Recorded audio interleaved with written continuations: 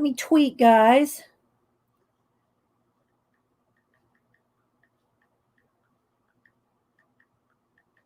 And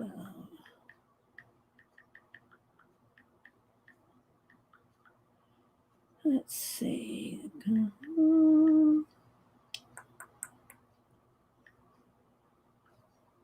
Link in profile. Hi, Darla. Link in profile.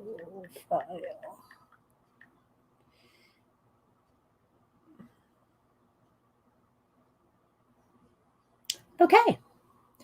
Good morning, Monday morning to you too. So yeah, just trying to get everything posted first thing in the morning. My Inktober and pulling collage fodder. I thought we would go through collage fodder today. Hi, Lori. Let's see. Okay, Lori, lurk away. Lurk away. So I just pulled one of my books here to set out here. And maybe I should, let's see, I don't think I have many. I have a couple blank spaces in this one I could add something to. Hi, Pamela. And I could start in a new journal. Let's see. No, that's a watercolor one. I don't want to do that. Can always do a TN, Traveler's Notebook. Can you hear me okay? So I did my nails all colorful. Hi, Janet. Hope you had a good weekend. Hi, Cindy Lee. Cindy Lee's been doing reverse collage with Beth. And I saw her post something on Instagram. Hi, Ashley. I want to say before I leave for the gym, I'll hopefully make it back before the stream. Okay. Thanks. Thanks, Ashley. Thank you. Let's see. Rhonda. Coloring Diva.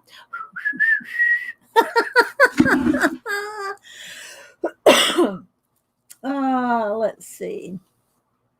Yeah, Mom's husband, Ken, he passed away a while back, but he whistled all the time. He always whistled, and it was always so happy to hear. You just don't hear people whistling that much anymore. So, yeah, I don't whistle well, but I like to just every now and then because it's just a happy sound. It's just happy. And let's see what else. I'm trying to see anybody I miss. So I thought we would just go through collage fodder today, and and I gotta get my voice going. I sleep with the windows open and a fan blowing in my face. So hi, Mama 4. Okay, so Mom said to tell you all hi.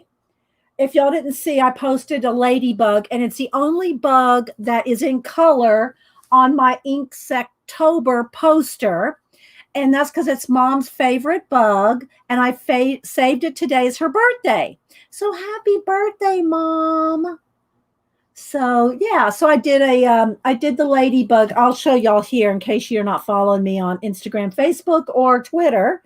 But go over to here it is. Okay, so it's the only bug on my poster that's in color. And I did it for Janet goes, hi, Donna. She might be looking at chat. So if y'all want to tell her happy birthday, go ahead. She doesn't get in chat, but she'll read chat. But anyway, yeah, there's the ladybug that I did, and it's the only bug on the whole poster. The poster's huge. Oh my gosh, it's going to take me a while to do that black background with the spider web after I get all the bugs done. But anyway, so hi, Scrap Girl 12. So yeah, everybody's saying happy birthday to Mom. Yeah, and so I saved doing the ladybug for today. So, yeah. So I did that for her, and the sun is kind of bright through here. I hope it doesn't put a glare. Let's see. Yeah, everybody's saying happy birthday to you, Mom. She can probably see you in chat. So, anyway, that's I sent her a bunch of the Helen Elliston books for her birthday. She has 4 books, the special effects, Helen Elliston, because Mom likes to color. And I'll show you the one that she did for a friend, one of her friends. um, let's see, let me go to messages. I think it's under both of us. We have so many mixed, like me and Mom, Mom and Denise, Mom and Hubster. So anyway, there is her. It's hard to see she took an okay picture, but she didn't like adjust it or anything, so it's a little fuzzy. But that's all with pencil. She didn't paint any of it or anything. It's all with pencil. So she did this fish, and all the background is pencil too. It's all pencil. So yeah, thanks, Rhonda.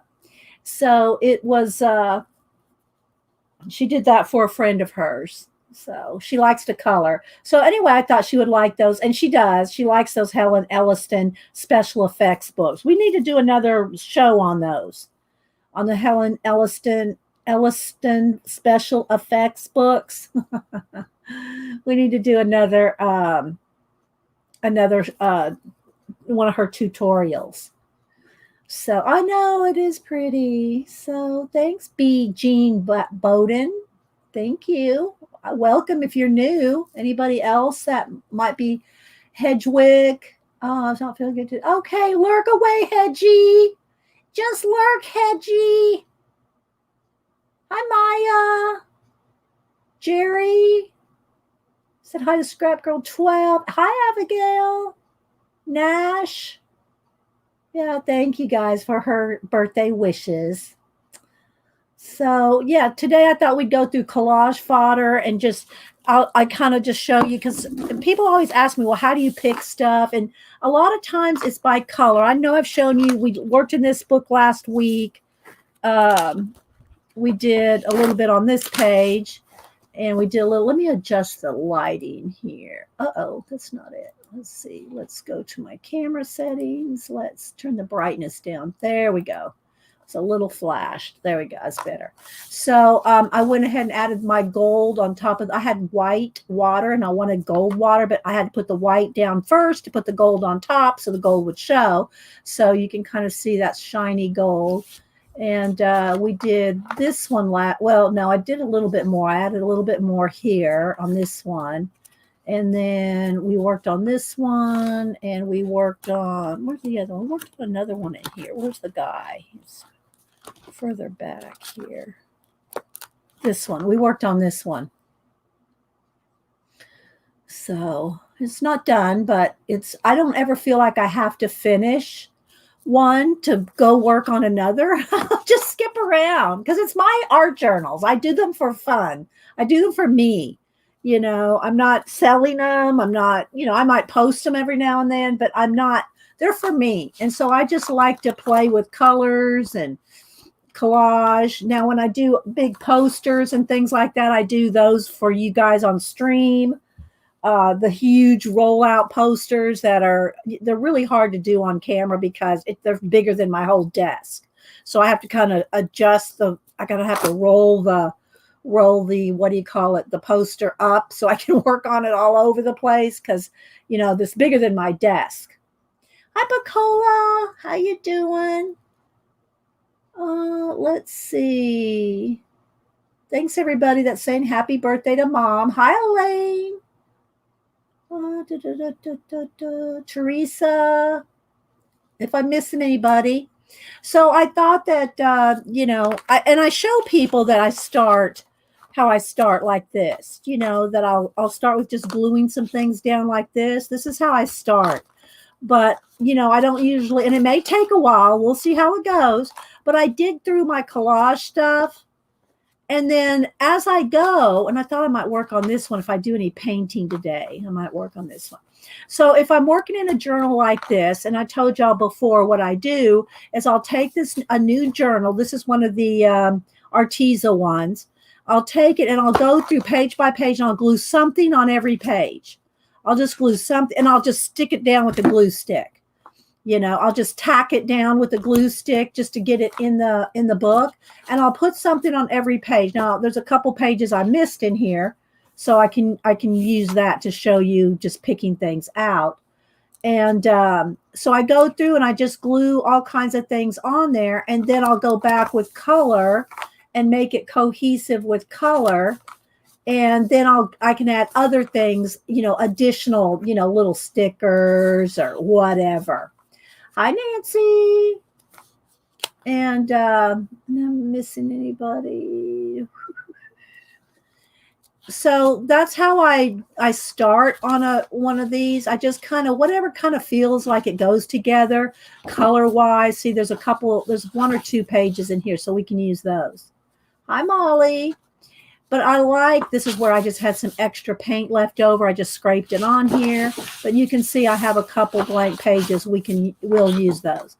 But if I come across something, so like I'm going through and I come across something gold or, maybe a little that pink color or something, that I'll just tack it down on here. I'll tack it down and then go back and make a story out of it. Here's another blank one. So that's kind of how I start. So there's a few blank ones in here we can fill in. You see, it's not glued down. It's just tacked down. Now, when I'm doing my abandoned places, abandoned castles, my abandoned books, I go straight in with collage and golden matte medium. But if I'm doing one of these little books like this where I just want to fill the book with fun stuff, then I'll just start with tacking it down. Now, if you really wanted to have no wrinkle at all and lay perfectly flat and you smash it down with the card, you really do need to do golden matte medium, because that will make it flat and smash down and no wrinkles. Sometimes I'll have a wrinkle or two in this, like I can see one there. But because it's just done with the glue stick. But it depends on the book. It depends on what you're working in. Depends on if you want to do something fast or slow or take your time. But and then you can also do different. And I know I've shown you these over the last few weeks because we've been working in them. So you can get this size, you can get this size, and so it's the same process. Like here, see, I just glued some stuff down, and then I go back with paint and start painting things in. So, and then just working it until it's a little story that I like. And it doesn't have to mean anything to anybody but me. But it's just fun to have a little journal like this, either mixed media, collage, or, I don't do a lot of writing in my art journals. If I want to write, that's in separate kind of journals where I do a lot of reading and studying and note-taking and annotating. That's in a whole different thing. So when I'm doing my art journals like this, every now and then I might put a word on it or something, but very rarely. There's some little numbers there. But for the most part, there's no words. This I put there because it's black and white, not because it says that. Same for this. These are all there just because it's black and white, not because it says something.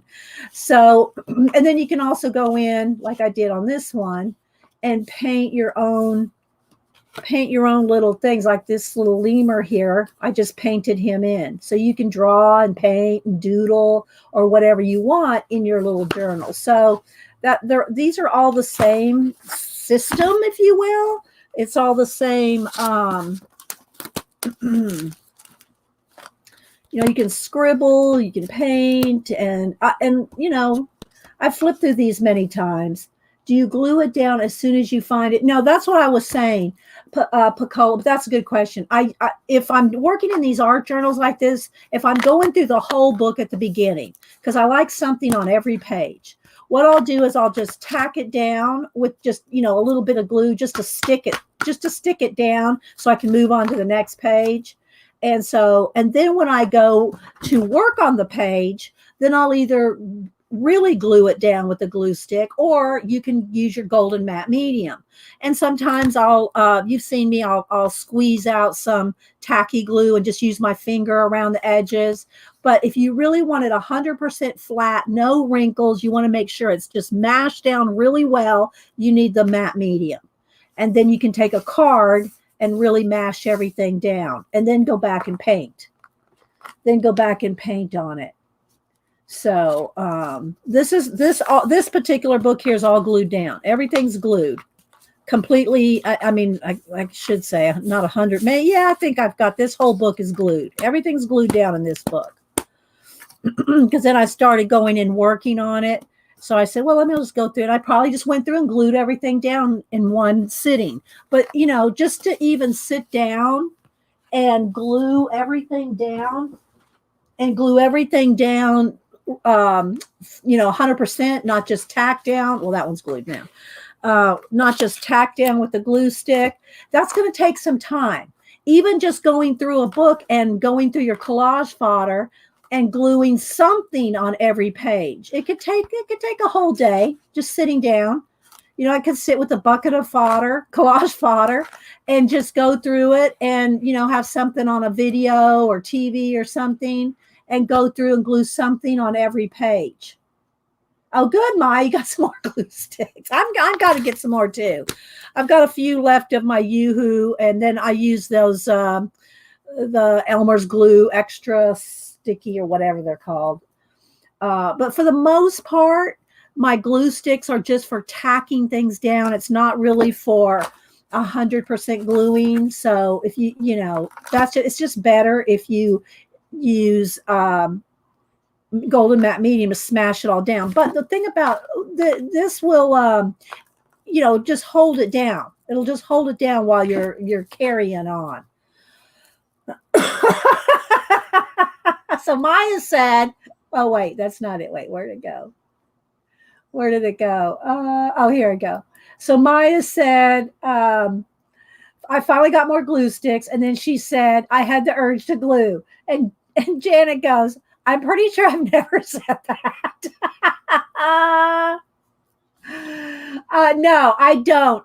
Miss Gigi, what I'll do is when I have magazines, I'll just do everybody's calling it a harvest, a magazine harvest. I never called it that. I just, taking things out of magazines. But what I'll do, let me see. Maybe I'll quote unquote harvest a magazine for you guys. Let me see if I have any. I don't know if I have. Okay, well, I have a watch magazine. Okay, so we'll harvest this watch magazine. One of the girls sent me this one.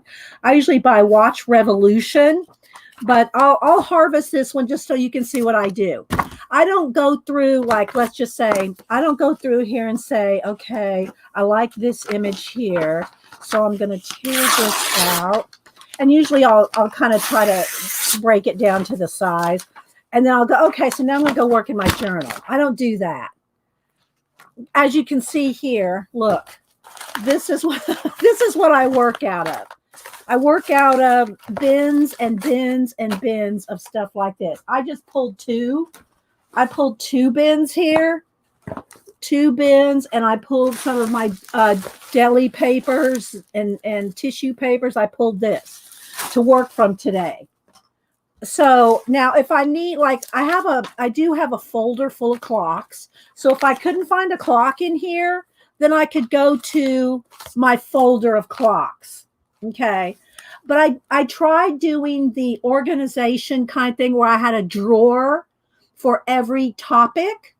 Hi, Patricia. I know I'm missing. Teresa, do you varnish your... Oh, sorry. Got the wrong one. Do you varnish your pages? If you do, how many coats of varnish? I don't usually varnish these on my art journals for a couple reasons. I do varnish all my altered, unknown, and I'm not going to go through it. I say that every time, but my abandoned books, I do varnish these when they're done. So let me just go to the one here. So you can see it's shiny and varnished. So I glue everything down with golden matte medium. and then do the painting and the whatever on them, right? Let's get to another page that's in process. Well, so then I'll work on the page, and then when I know it's 100% done, then I varnish it.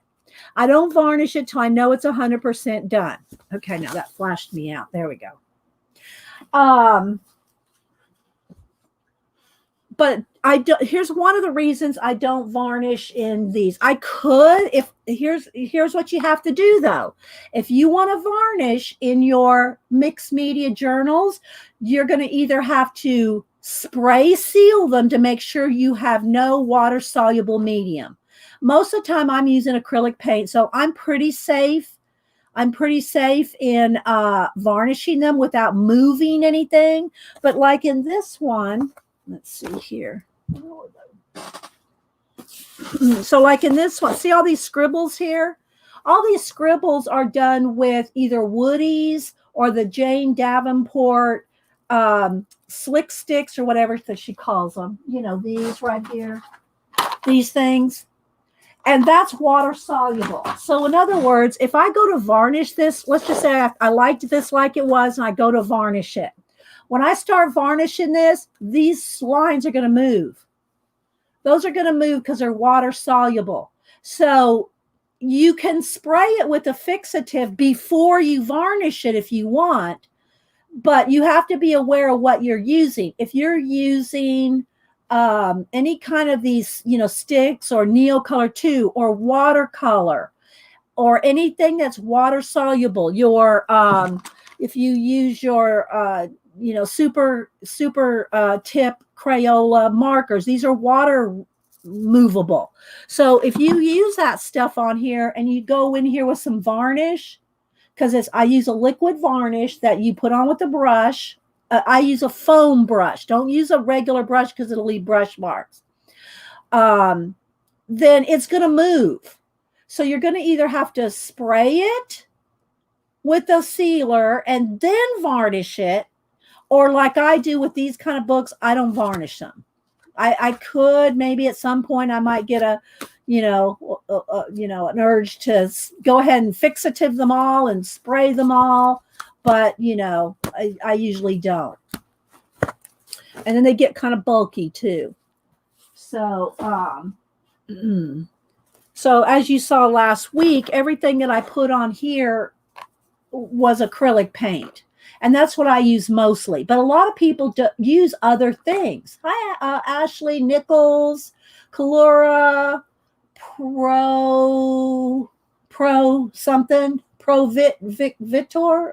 Pro, hi Pro.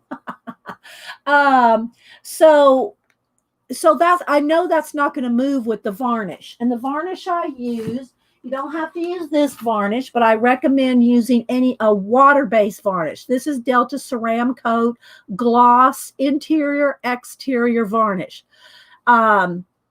It's a water-based. In other words, you can, if you use a brush or whatever you use, you can wash it out with, you can wash your hands and everything with with water. Whereas if you get an oil-based varnish, hi Juanita, if you use an oil-based varnish, then you're going to have solvents and mineral spirits and stuff to clean up. Make sure it's a water-based varnish. Okay. All right, so let's see what else. Let me check chat, see if there's any questions. Here come the cats. Hi, Tracy. So, looking for a place to lay down. I want to get in the crunchy bits. You want to get in the crunchy bits, huh? Little baby girl. This one's Malibu. So, anyway, cats, yeah, they love hanging up on my table with me. And I got a piece here, art that I'm going to show in a minute. And I also have a couple more zines to show. So I have a couple more zines to show, and I bought an original piece of art from Gary Shipman, and Kalura bought one too. It was an auction, and we were trying to outbid. She won the first piece. She outbid me. She outbid me on the first one, but I ended up getting this one. So I'll show that to you in a minute. So anyway, yeah, y'all need to follow Gary Shipman if you like to watch somebody draw and ink and everything. He has awesome. He does awesome artwork on his channel, like almost like every night. So if you ever not have somebody to watch, let's see. Trying to see if I missed anybody coming in. I probably have. It was a fun evening. It was fun. So yeah, I'm going to have to get her to get off the table though in a minute so we can do something. And it's funny that she likes to get up on the table and get in my stuff, but when it's on the floor, because I have stacks of these, I have stacks and stacks and stacks of these tray, these plastic tub things, and I just take the lids off, so that gives me another tray, and I just stack them up. And then I have big bins where I can flip through, because I like to just flip through my papers and collage stuff and find stuff. So, oh, well, what I was going to say is I used to have all my collage stuff organized in those, those plastic tower drawers, you get them at Michael's and craft stores. And they have the drawers, right? And I had they have 12 drawers. And I used to have mostly one, but I had 3 full towers of collage fodder. And I would put them by watches in one, flowers, people, mechanicals. I can't remember. But anyway, I had all these different categories. But it's not how my mind works when I'm collaging. When I'm sitting down to collage, like here, I got this guy right here, and I go, let's see. I got these 2 birds. I think I need another bird. That's not how I think.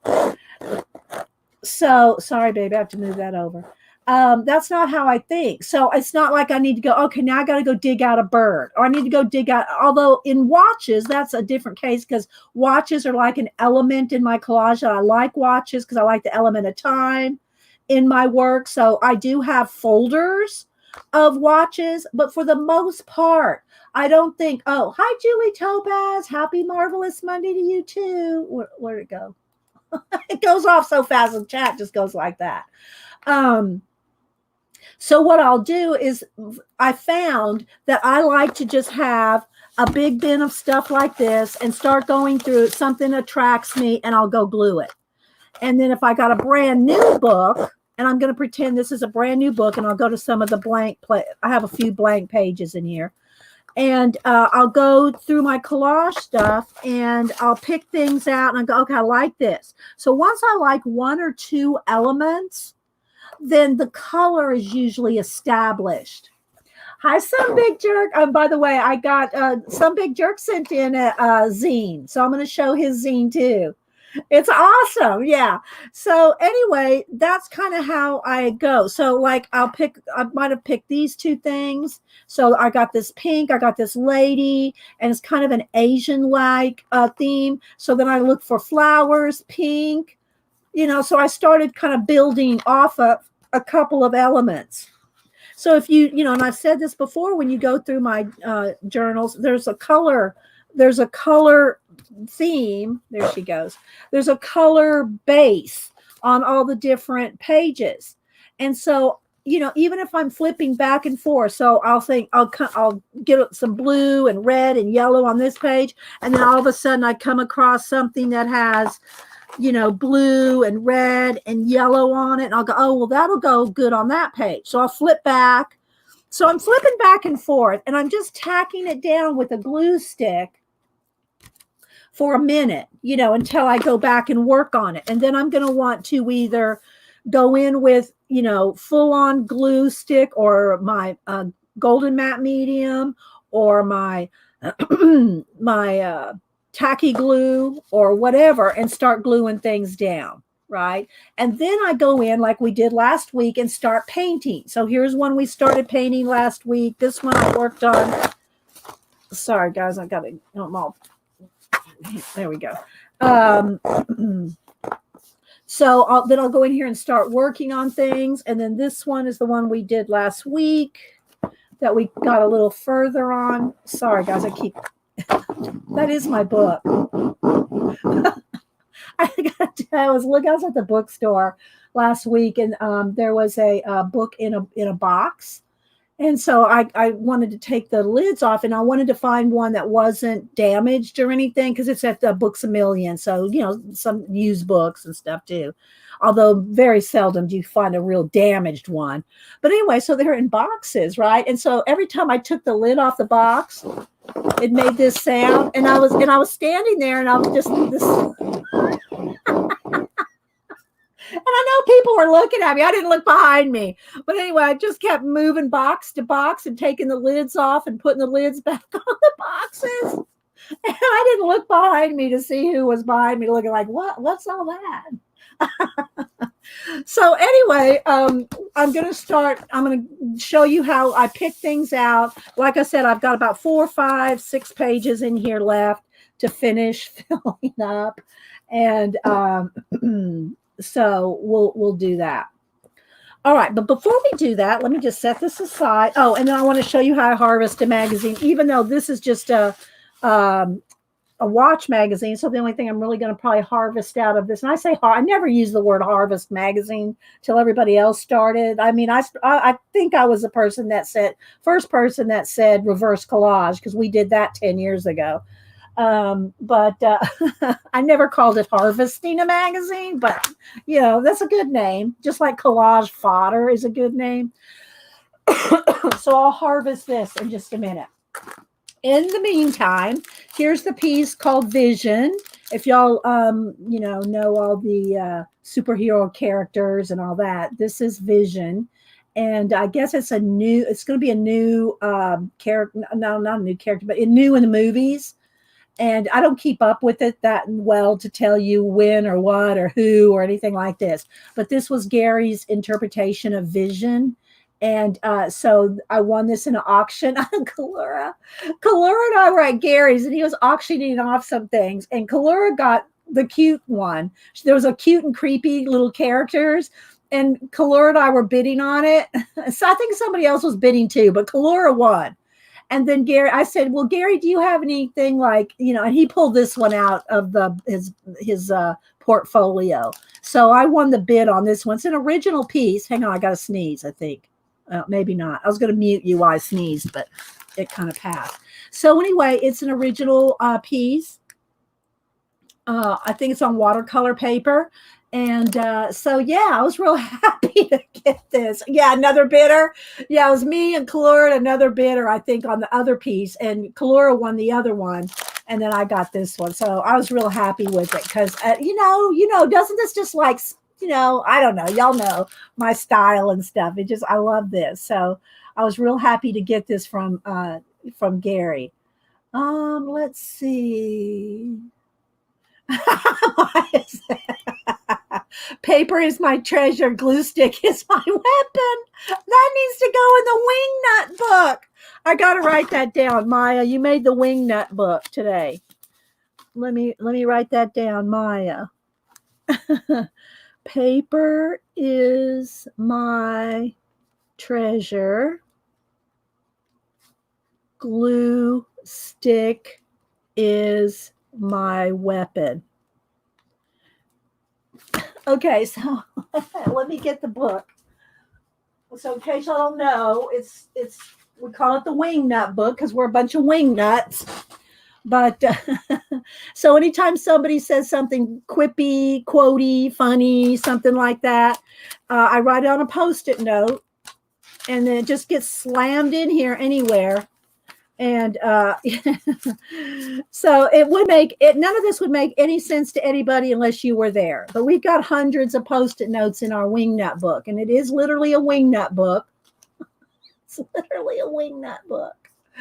So there you go. You made the wingnut. Okay, so thank you, Maya. That was good. Okay, so oh yeah, let me go ahead and show that because since Kalura did post her Gary shipment, let me go over there. And again, this was my Inksektober for today. It's part of my 22 by 29 poster that you don't get to see till the end of the month. But today's Mom's birthday, and Mom's favorite bug is the ladybug. I think Mom's 85. I think she said she's 85 today. And so we text all the time. And last night we texted our Hallmark mystery with each other. And I think we both fell asleep at the end, but I recorded it. So anyway, I did. This is the only bug that has color in it. So that was for Mom for her birthday. But let me go over to Becky. Let me find Becky here. There she is. And she posted the picture that so this is the piece that she won from Gary. It's black and white. Let me just kind of zoom in on it. And look how cute it is. It's got all these cute little characters. It's kind of like out of his goth book. I showed y'all his goth sketchbook. I ought to go grab that again and show it to you again. So, but it's that kind of little cute characters. And so we were both bidding on this piece. Hi, Afro Sensible Sister. But Kalura won that one, and I won this one. I think she tried to outbid me on this one, but she'd already won the other one. So maybe she was being nice and let me win this one. But anyway, so it's like 11 by 17, so it's really a large piece. So let me go grab Gary's sketchbook. Hang on.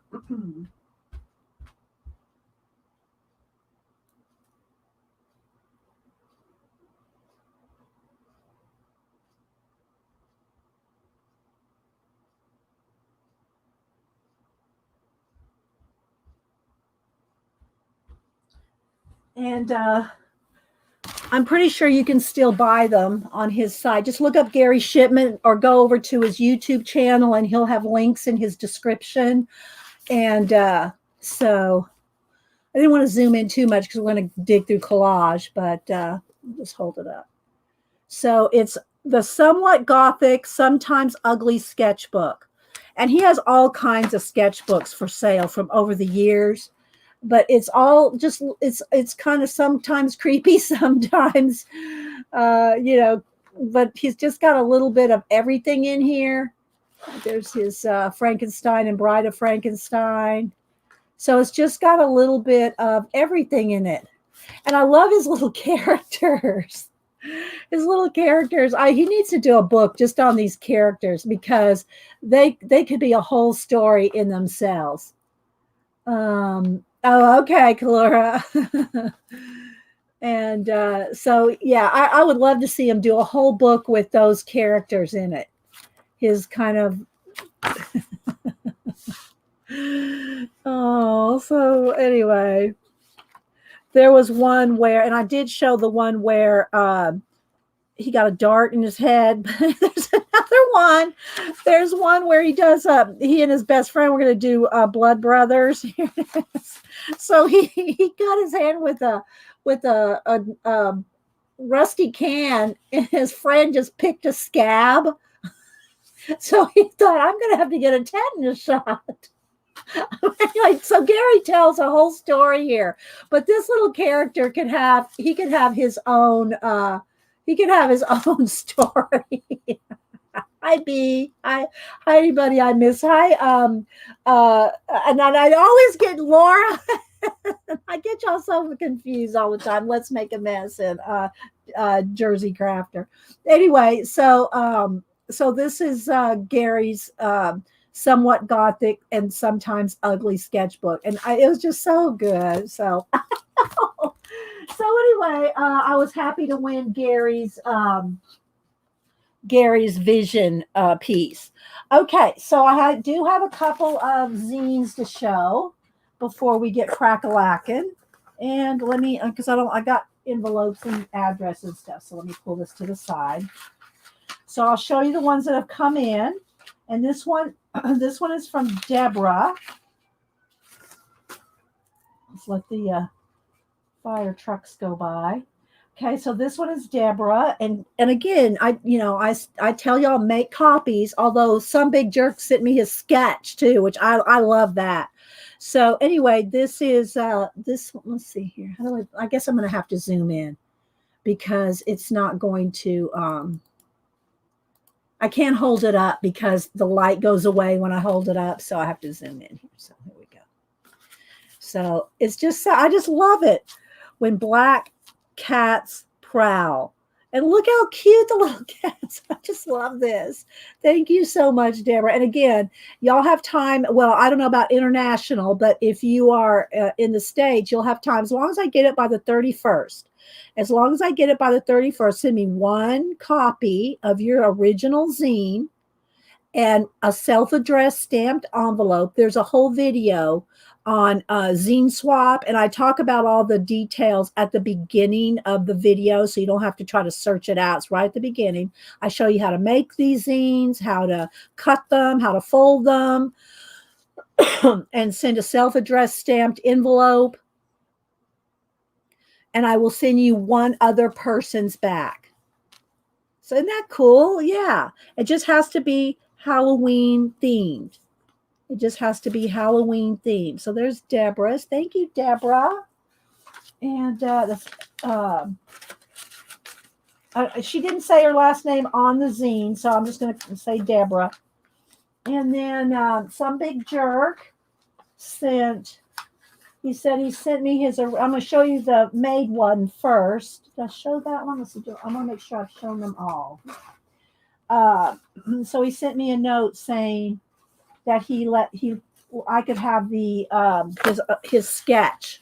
So he did a sketch, and then here's the copy of the zine. So they're so good. I just love them. So this one's Edwin Aardvark's Halloween. Edwin Aardvark's Halloween. So I'll read it to you guys. Here we go. Oh boy, it's Trick-o-Ween night. I can't wait to see all my friends' costumes. It looks like a regular cartoon, like a regular comic in a book. Some Big Jerk. Hiya, Hugh. Hiya, Mr. Moose. You guys going to Hedda Gobbler's Trick-o-Ween party? Yep, I'm going as the Batman. Great Zorro costume.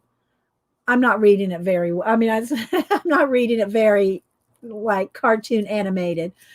I'm dressed like Harold Lloyd. Happy Trick-o-Ween. Edwina, look who showed up. And so there's all the little characters.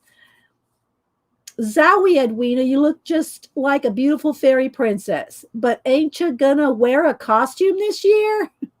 So Some Big Jerk did this one. I know, isn't it cool? I know, right? And he sent me a sketch. So this was the sketch that he made for the zine. And I mean, personally, I love the sketch just because I love artist thought process. So he sent me he said I could keep this one here. So isn't that awesome, guys? This is how he thought it all out. His little, I wouldn't call it a thumbnail. It's more past a thumbnail into a finished sketch. But so yeah. So thank you, Some Big Jerk, for participating. I know, right? I know, Maya. I love the sketch. I know. So yeah. If you don't follow some of these comic guys around that pop in here every now and then, or I recommend to you, Gary and, Doug and some of the others, and you see where I've interviewed them. And if you don't follow them, go follow them because you'll find some very cool art. All right. So thank you so much, Some Big Jerk. And then let's see, what else do I have here? So y'all know I've been trying to color. Oh, got to back out again. Y'all know I've been trying to color a page, if not every day, every other day or so. And so I did one over the weekend. I didn't do one yesterday, but I think this is the one I'm going to do today. So I don't think I'm going to work on the collage on camera today, but I think this is the one I'm going to finish today. Hi, Tabby. Hi, Linda. Thanks, Some Big Jerk. That's awesome. So, So I think I'm going to do this one today. But and again, I flip through this pretty much every time I'm on camera to show you all the different ones I've colored in Cute and Creepy, Pop Manga, Camilla Del Recco book. And so for Halloween, because my what do you call it? My Inktober is not very time consuming. It's just little bugs every day. It's not taking me very long. I thought, but it's going to be on a big poster. So at the end, you're going to see the whole work completed in one big piece. But for the day-to-day work, it's not taking me very long. This is the one I posted over the weekend.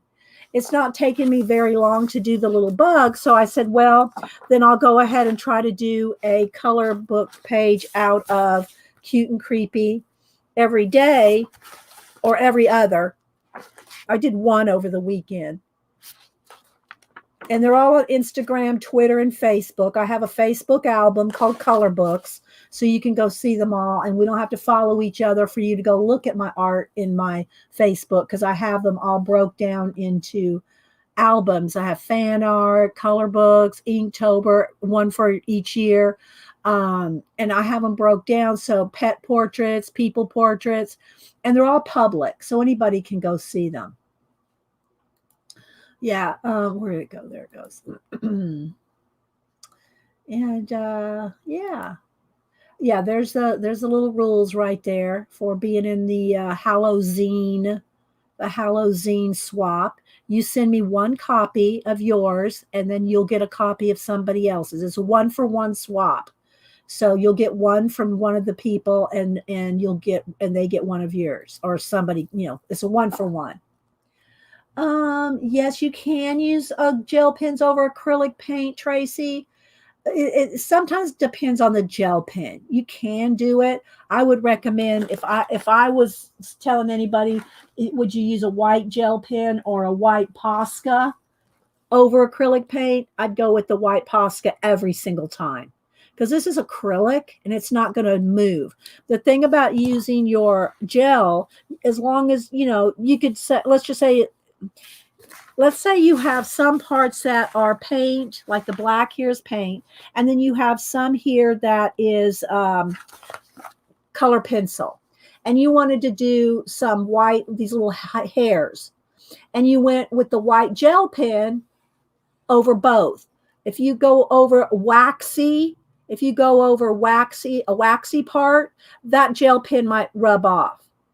It might not rub off on the acrylic paint, but if you're doing a mixed media piece and you have gel pen on one area and gel pen on another medium, it might rub off. So I would just, if you can, try to use a Posca. Now, if you're doing a tiny, there's some color books that have tiny little elements to them that you're going to use a fine liner or a gel pen or something like that, and you're straight on the paper itself, then that's probably not going to smear. And it's probably not going to smear over acrylic paint. But if you're going over pencil, because this is both, this is pencil and paint, the gel pen might rub off. You can, Scrap Girl, you can get them on Amazon, Blick, any art supply store. Now, they don't, as far as I know, they don't sell Poscas in the craft stores. Like, I've never seen them in Michael's and Hobby Lobby. Maybe on their online Michael's, you might be able to get it. I don't know. I buy them off of Amazon.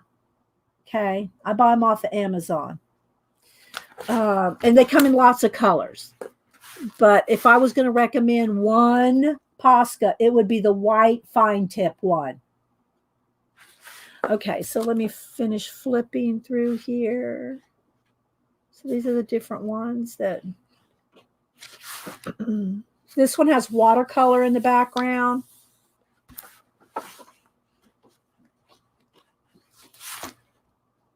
So again, that's the book that I'm working out of.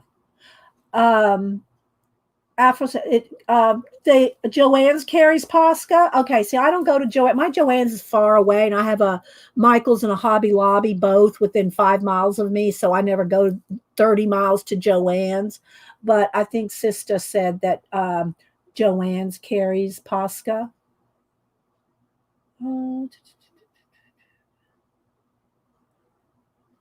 All right, so that's what I've been working on in along with my Inktober poster, which I'm only posting one little piece a day. I did break down and show Janet. I sent her a picture of my progress. But it's 22 by 29. So it's like 2 by over 2.5 feet. It's big. And so, 31 bugs on there. Okay. So let's get into our collage and collage fodder. So, thank you, Patricia. And hi, by the way. Thank you, sister. Yeah. So she said that they sell them at Joann's.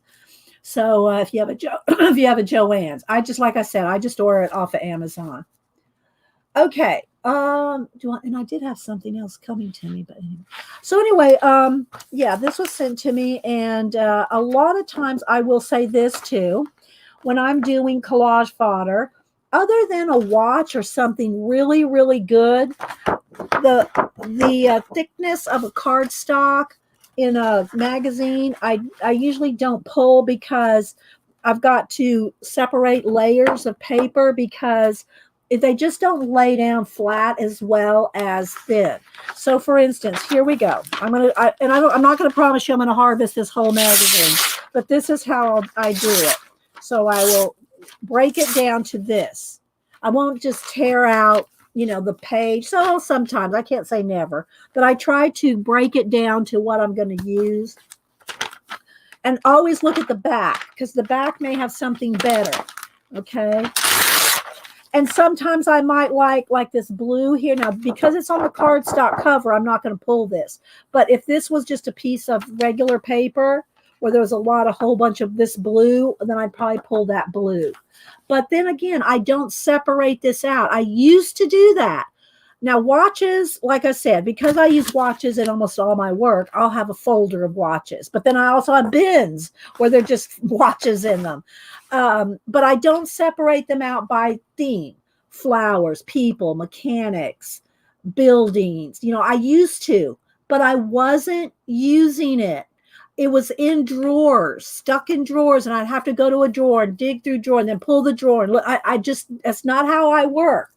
It takes away some of the inspiration for me, if you will. It takes the momentary idea that comes to me. I'd rather just pull and then make pages that may not look like anything to anybody at first, and then go back and build a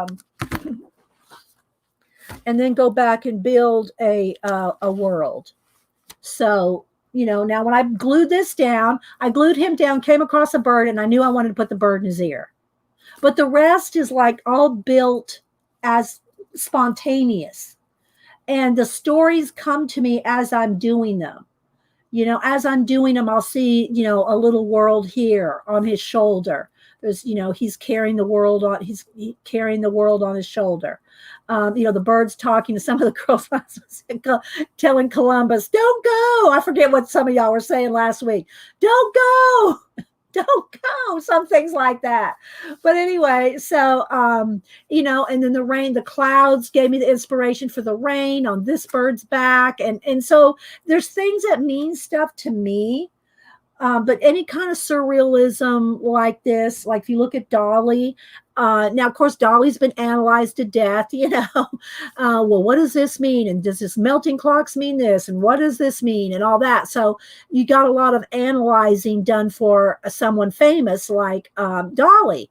But what I like to do in my pieces, and sometimes I title them, but very rarely do I usually title them for convenience of putting them in a folder when I take pictures of them.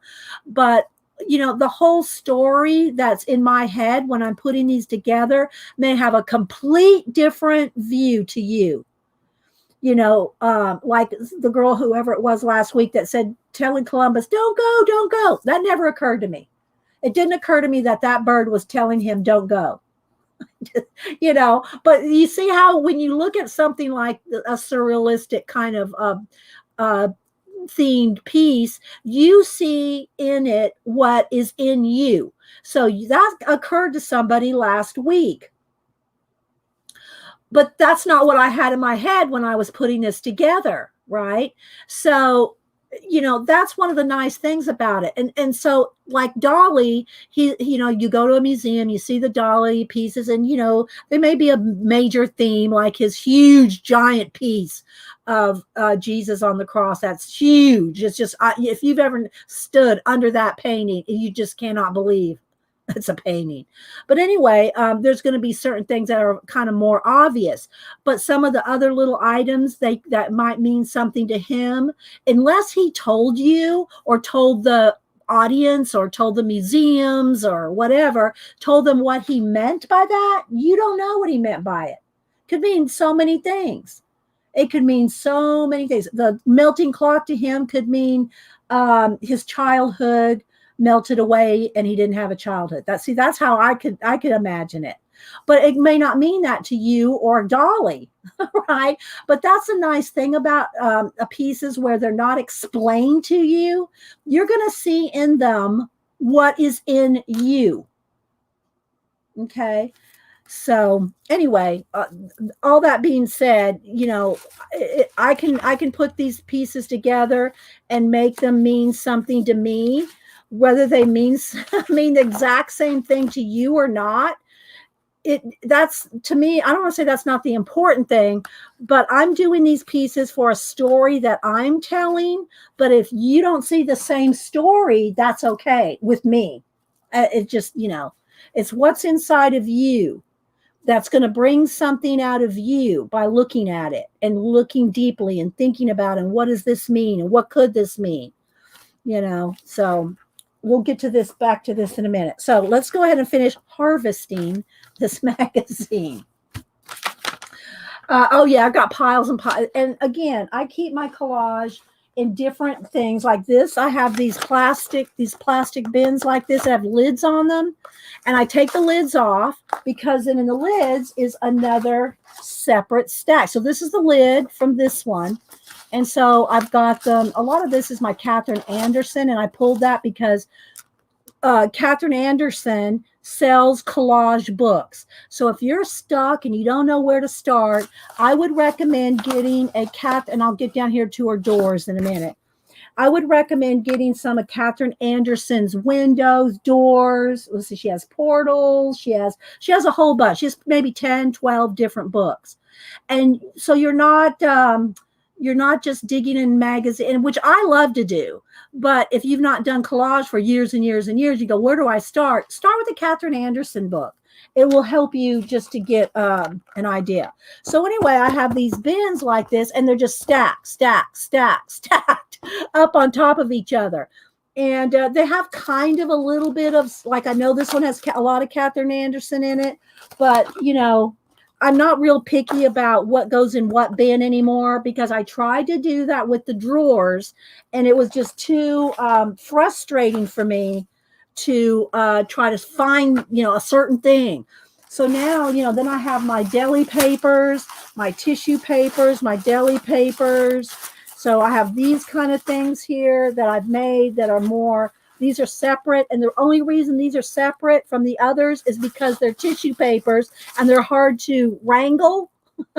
They're hard to contain. So I roll them up and rubber band them together. So these kind of stay by themselves in another bin.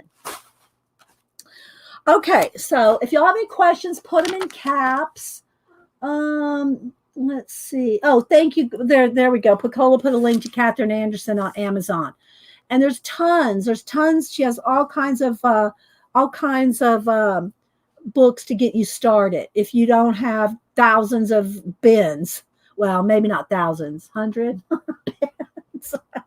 And it's so funny because Janet goes, that's the reason I can't do collage. I can't stand all those bins of unorganized. I don't know if I still have. Let me see. Did I post it on? I'm not sure if I ever posted it on Instagram. Let me flip through my IG. When I started to sort of sort through some one weekend. Let's see. Let's go back here.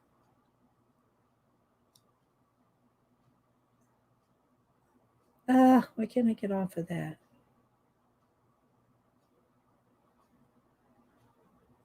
What am I doing? I don't want to edit my profile. I click something. Oh, there we go. Okay, let me flip through my pictures here. Hang on, I'll see if I can find when I was sorting some collage. And I did post a picture of it, but I don't know if I posted it on IG or not. Here we go. Okay. Don't judge me. Okay, so here's when I was sorting. I was sorting some of my bins. So these are all plastic bins, individual plastic bins. And I started kind of going through them and sorting them a little bit. And that's not very nice, Janet. They're not crap. You're as bad as Denise and the pencils. So anyway, there's some more. All right. So this is a side table, and this is the other side. So these are all the bins that I was sorting that day, and so I did get them a little wrangled. But anyway, all right. Now I gotta pull something here just to put Janet in her place. Hang on. Now I gotta do it, Janet. Let me pull a couple posters here now. So people say, well, what do you do with all that? Other than my art journaling, let me see. Okay, here's that one's a good one. I'm over here in my portfolio. Hang on. Oh, I'll pull a couple. I know most of y'all have seen these, so I'll just pull a few.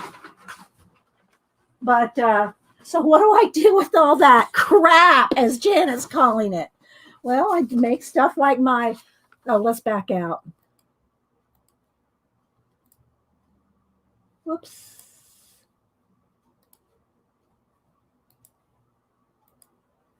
So here's my peace sloth. And again, it's made with the collage crap. Oh my gosh, what a book I will say. Okay, so there's that one. This is my time Odyssey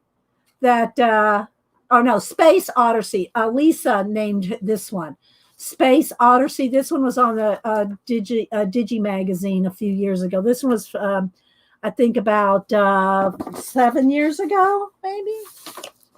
Here's this is my red panda. And there's this little mech paw there. And then I got bigger posters like this one. And a lot of these I've done on stream. So there's videos of these, although it's really hard to wrangle a big poster under the camera because to zoom out far enough. And then I got two more here that I really liked. This one. So again, these are like 22 by 29, and it's going to flash out because they're just so big. So there's this one. Just kind of roll it through. Again, it's real flashed out because I'm right up under the light. And then this one. So this one, it's part paint. Like I painted the lemurs. Y'all know I love me some lemurs. And then I did my little circus acrobats that made the star chart. So this was my circus in the stars. And then let's see.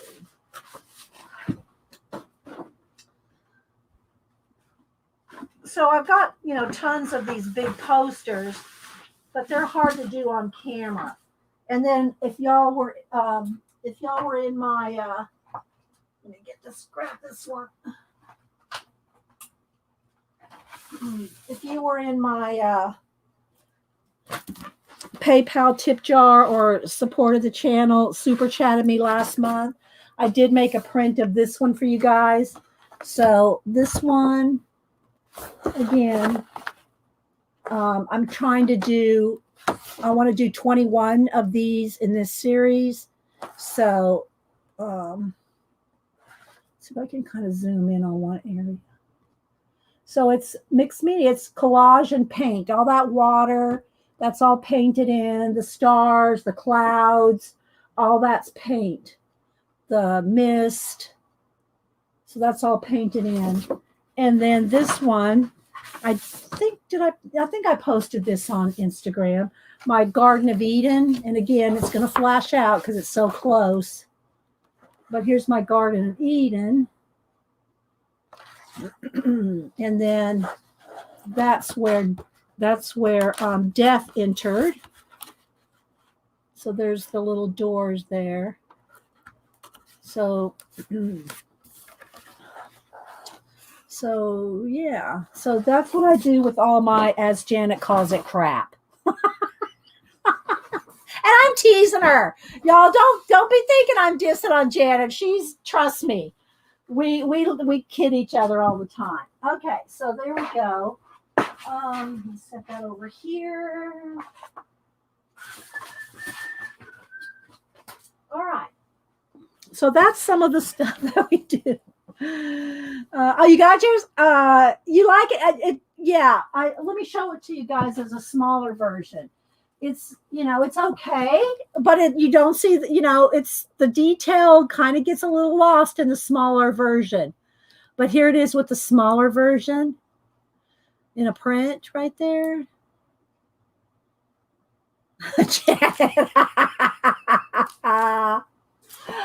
Oh my gosh. Denise and Janet. Denise is my oldest daughter, and she and Janet have kind of that snarky, they can have a snarky sense of humor. Hi, Devin. Okay, so back to harvesting. So again, what I'll do is I'll just rip them down. And if I cut a little off, and see that it's just like, it's like meant to be. Okay, so always look at the back. So like this one, if tearing papers is loud or annoying to you, just mute it for a minute. And then this right here, I like this part of the blue water. I'll keep that. I'm just setting them in this pile over here. I have tons of black and white, so I don't need that. I'm not going to go with this. I'll probably pull this one right here. This blue one.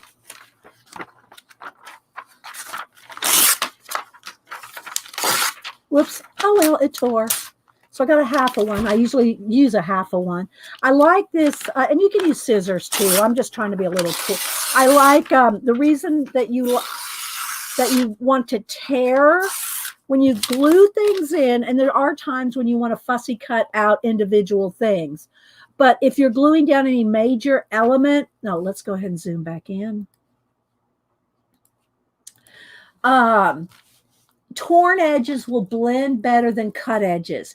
So if you don't want your edges to show, like a cut edge, if you put paint over a cut edge, you can tilt that piece to the side and you're going to see those lines. Whereas if you tear your images, they're less likely to show. You'll still see them. Now, and again, I'm going to be a little more picky than maybe some of you guys might be going through this. And that's because I have so much. Okay, I have so much, so I'm going to be a little pickier. Anytime there's watches that have a lot of the mechanicals showing in them like this, these are the kind I really like, because I don't necessarily want, and anytime there's, if it shows, Rolodex or anything like that, I always black out the names because I'm not advertising watches. But anytime there's mechanicals like that, those kind I really like those kind. Let's see. I'm trying to see if y'all have any questions, put them in caps. Okay, so, and I don't save words. A lot of people that do, their art journaling and their collaging have words, which is fine. I'm not saying anything about it. But because I don't put words in my, very rarely, and if I do, I'm probably more apt to write them myself or do the calligraphy myself. So I don't save, nice big words and things like that. But magazines are a great place to find individual words.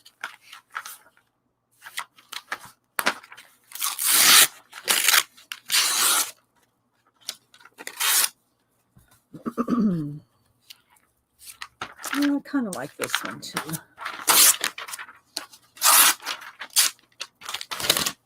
So it's a good idea when you want to break down your stash is to harvest your magazines and then just get rid of the magazine.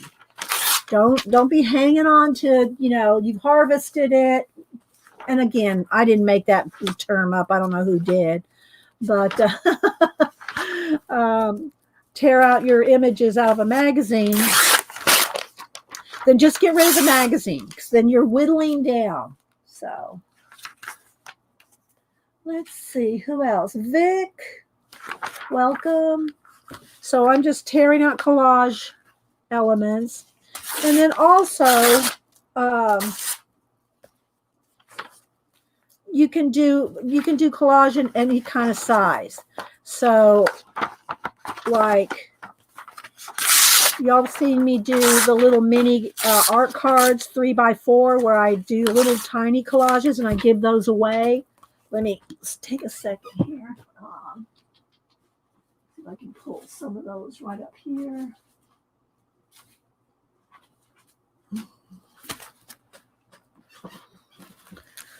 So when I do these little tiny, these 3x4 size, and I varnish them before I send them out to you guys. But it's the same process, just smaller, okay? But I never know what type of glue. Vic, I use golden matte medium. This is what I used. Golden matte medium. And which makes everything matte. So your shiny magazine image, everything goes matte, which is nice, especially like if you're doing an art journal or something, you want it all matte. But then for a piece to be finished, again, I don't do this in my art journals. My art journals are more just for me, right?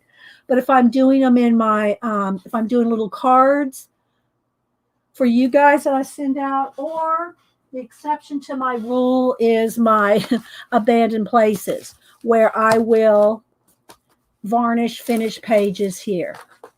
Okay, so this one's finished and varnished. Again, it's flashing out a little to the light side. Maybe I can turn it down just a little. There we go. Okay. I don't know if I have too many varnished in here. They're all in different stages. But when I completely finish a page, I varnish it. But once you varnish it, that's it. You're not going to be able, this one's not varnished. You're not going to be able to go and add things on top of it. This was one of my favorites here. And again, she's finished and varnished. And I use a gloss varnish, a water-based gloss varnish. So, yeah. So when I do these little cards and before I send them out to you guys, they're varnished. So I just have some different ones here. These are a few that I've kept over the years because I always do a stack. I usually do about 8 at a time on the show.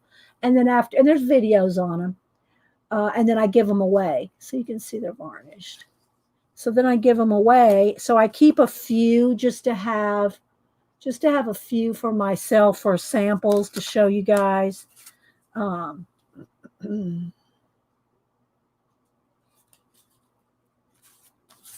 one's not done. So, and then here's a couple that we did these. We did these on the show. When did we do these? Maybe about a month or two ago. So these are postcard size, which is 4x6. These are some leftover bits. So what I started with these was I cut up some of my old journals. So I cut up some of my old journals and then I'm repurposing them into art cards. Here's one where I even outlined it with some gold border.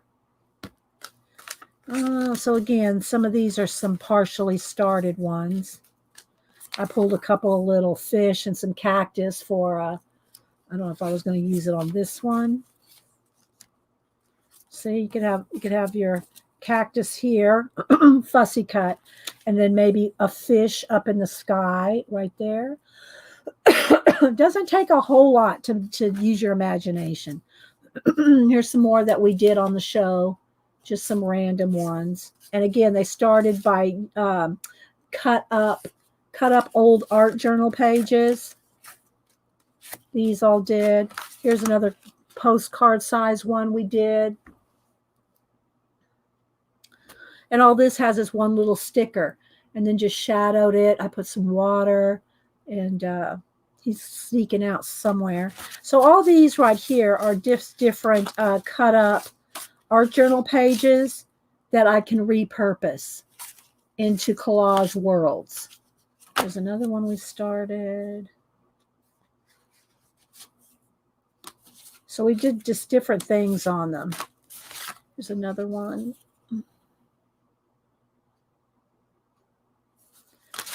So yeah, so you can do them any size.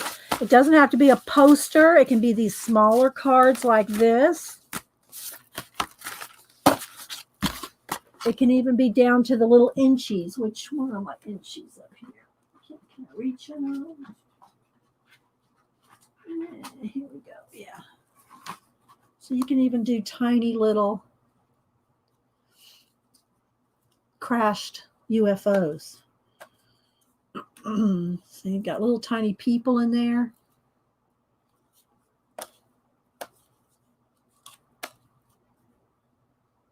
So it's all just with collage and acrylic paint.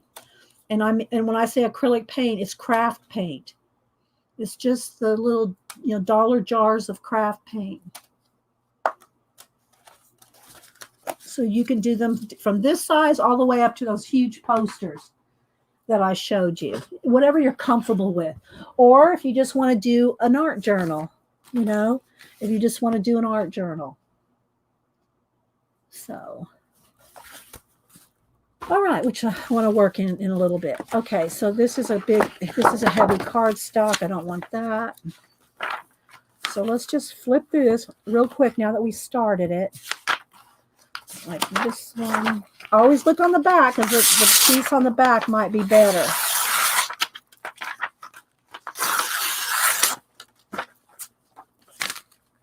I like that blue one. Oh, no, I like this one better.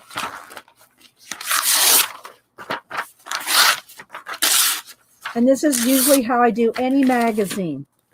I go through, find what I want. See, I love this. Look, those are like spaceships. Okay, so I love this green one.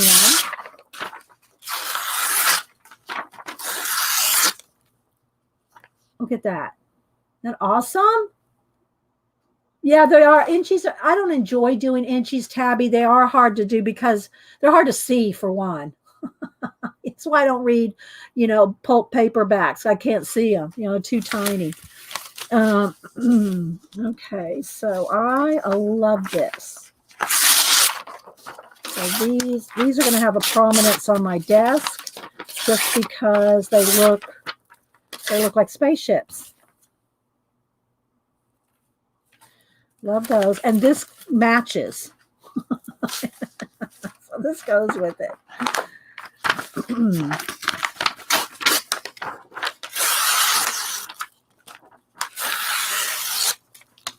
So those three are a team. See, look. Oh, this is a good one. This is a good magazine.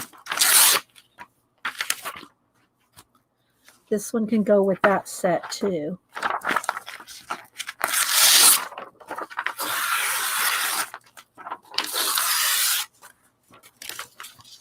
And I got trash right next to me, by the way.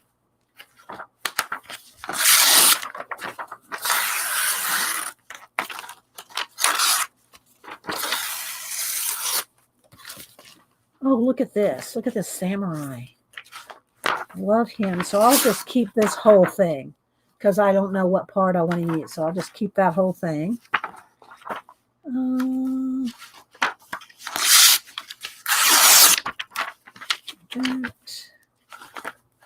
Another one of these mechanical looking ones. Like that.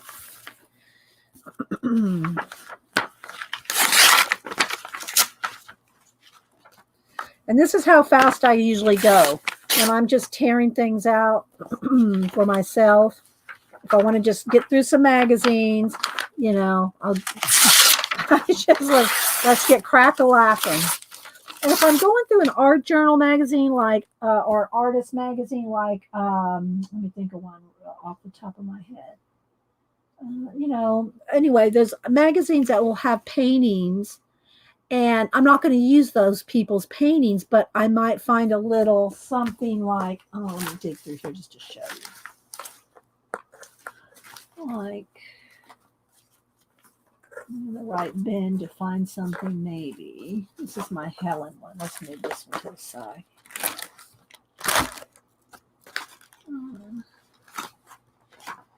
Trying to find an example of something. These are torn up calendars.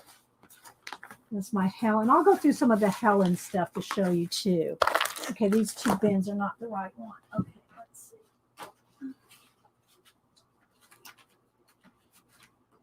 I need to move this and get down into here.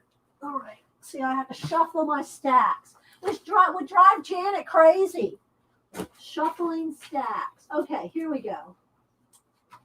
Let's find something here. Okay, like, okay. Here's an art magazine. Painting from an art magazine. Now, I'm not going to use this, but I might use this sideways as a water with rivulets. You see? Thank you, Devin, for the super chat. Let me write you down. Girl, thank you so much. Well, you rock too. Thank you so much, Devin. Thanks so much for the $20.99 Canadian. Thank you so much. Very sweet. And you're going to go into the next month's thank you. I try to send out one batch a month as thank yous to anybody that supported the channel within the last month. So thank you, Devin. Very, very kind. And there's Pacola saying thank you. Her name's Yolanda, but she goes by Devin Rex, so that's what I call her here. But she doesn't care if anybody knows her name. Oh, thank you so much. I appreciate it. Thanks. And hi, Amanda. And Linda and Karen. Anybody else I missed? So, okay. So that's kind of what I will do if I find something, you know, that I like in a painting or something. Might be this way, could be up. And that's the other thing while I'm holding this. Whenever you find some piece of little collage or something, or it could even be even smaller. I mean, you could even use something even smaller, depending on the size of the piece you're working on. But the thing about it is don't be afraid to turn it upside down, right side up, tear it into little pieces, or you know, some way for you to use it in a different way.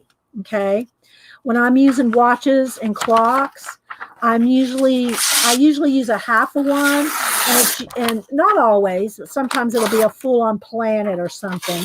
But a lot of times I'll tear one in half, and it'll be like on the horizon. I like the horizon. And I also like to add the watch hands and direct the time to whatever element I want to point to.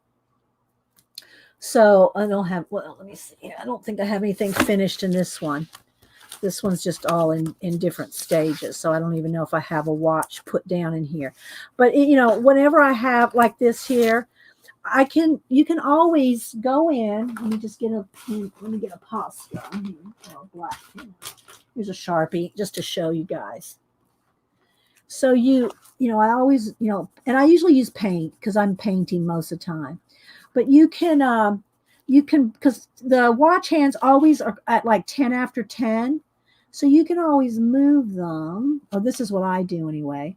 I'll black out or paint out the watch hands, and I'll have them point wherever I want them to point.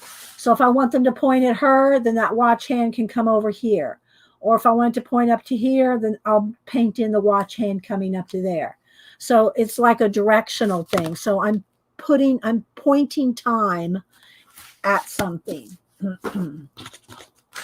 Okay, so let's finish up this magazine now.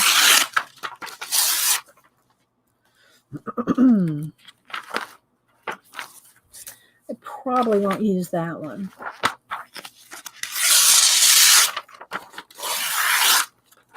And also, when I use the watches, sometimes if I don't want, sometimes I'll use the ring around them, you know, the part that's holding the watch itself. Let me get a little scissors here. And you can do things like, let's see.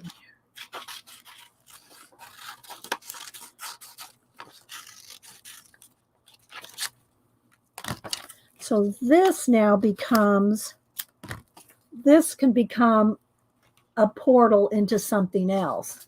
Let's see if I can find something. Well, I don't want another watch, but you can do, all right, here, let's grab this piece here. So you see how you can do that? And then, of course, I'm painting it in. I'm painting it in so that it looks like part of the scene. Get your tea, Pacola. I know, I know. I do appreciate anybody that supports my channel, either with Super Chat here or PayPal tip jar. Either way, if you do PayPal tip jar me, though, make sure you send me your address. I have Devon's address because she's always supporting my channel. But if I don't have your address, or you haven't sent me your address in a long time, make sure you give me your address so I can send you out a thank you. So yeah, see, Devon's going, oh, that's so cool. I know, right? So you can make little windows. Then, of course, you can paint this in, you know, get rid of whatever you want. You can put a little something in there, you know, one of those, I don't know where I did it, that little fish I had. But, you know, other things. So I like that. So I might set that aside. Okay, so let's see what else here. But, you know, again, I'm more picky about what watches and clocks I use than I used to be. I used to save every one. I don't do it anymore because I have hundreds, literally hundreds. I like this one. It has a ship in it.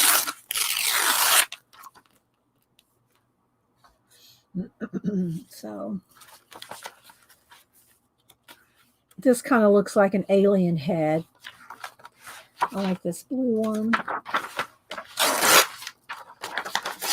And, you know, and you're also going to see things in your harvesting of things that you like. Like I've told y'all this before, if you're doing like an altered book, and you don't like abandoned places, you like gardens, you like animals, you like birds, you like travel, then you want to pick themes that you like. Pick elements of things you like. Because if you don't like abandoned places, you are not going to spend years. You know, I'm working on 10, 12 different books, you know, and they'll take you years to finish them. And if you don't like doing a certain theme, you will not stick with it. So you need to do things that you like. So, you know, if I was a gardener, or I like lots of florals, or secret garden or something like that, I'd be buying garden magazines, right? So kind of like these. You know, I grew up with reading science fiction. I love science fiction, like the old science fiction, Heinlein and Asimov, and I use them as examples, but there's others. But, you know, the original Star Trek, I grew up on reading that stuff. So, you know, I see something like this, I see Star Trek, right? So just, you know, whatever. It just depends on what you like. There's no right or wrong theme or element, you know.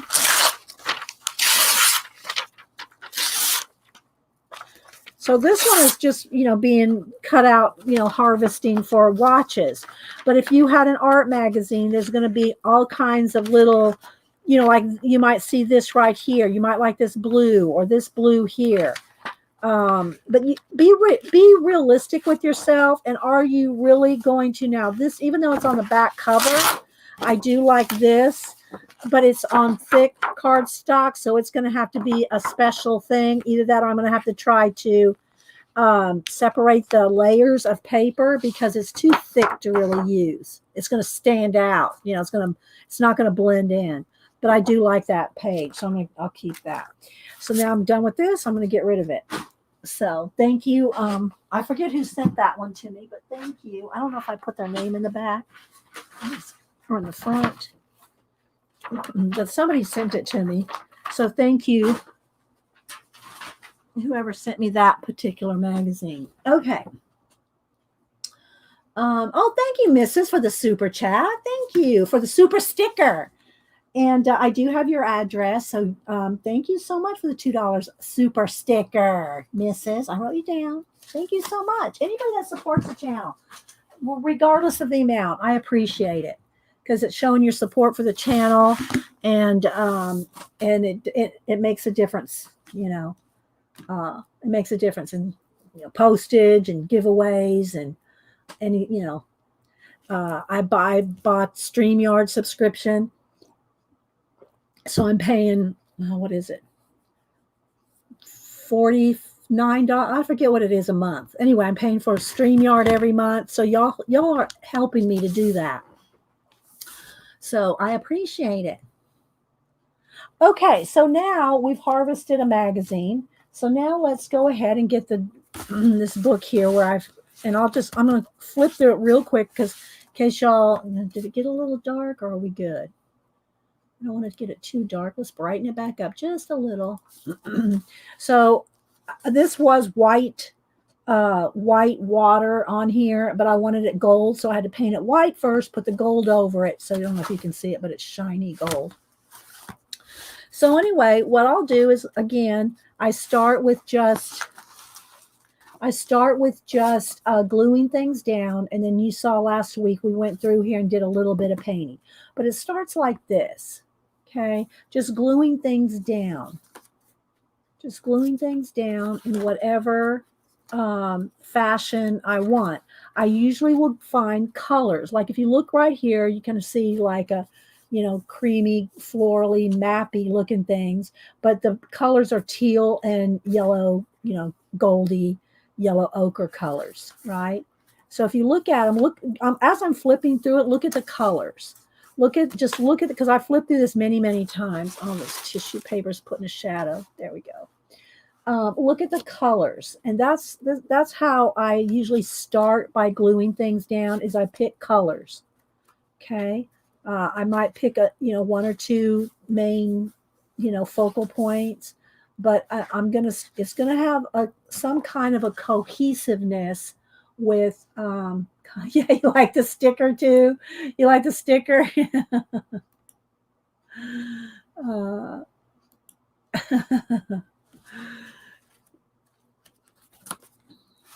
So, and you can just start a story. Don't overthink it too much at the beginning, because you can always paint over anything.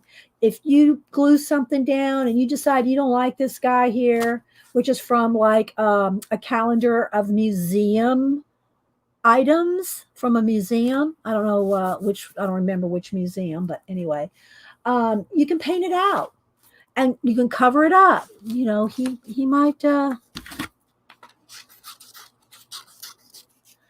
might not make the cut. So, so you can just don't overthink it at the beginning. Just pick things you like. And again, I pick a couple colors that go together. That's how I'll start it out. I'll base it on colors. These are getting me super. Okay, let's see. To try some collage mix media. Well, you should. You should.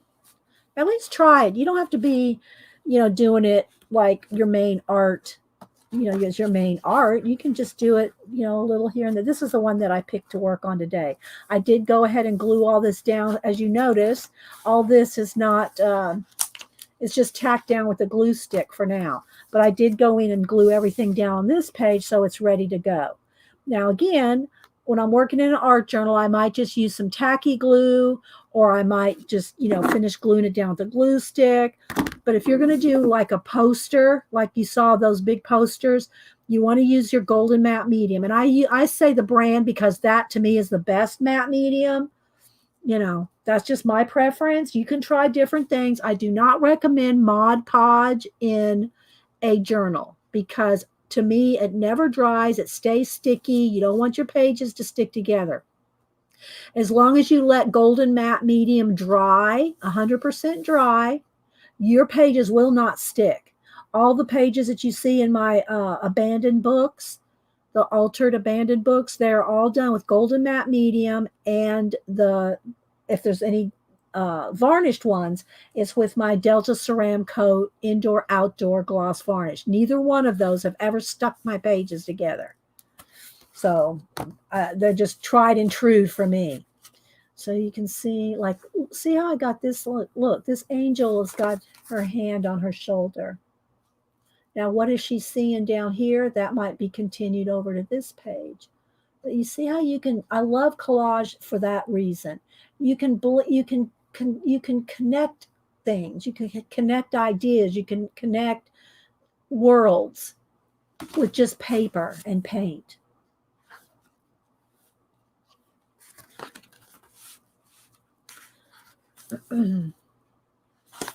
So we'll find when we come to a blank page. Well, this could have some more things added to it. So I'll just come. Oh, the other thing before we get too far in, I wanted to show you some of Catherine Anderson's.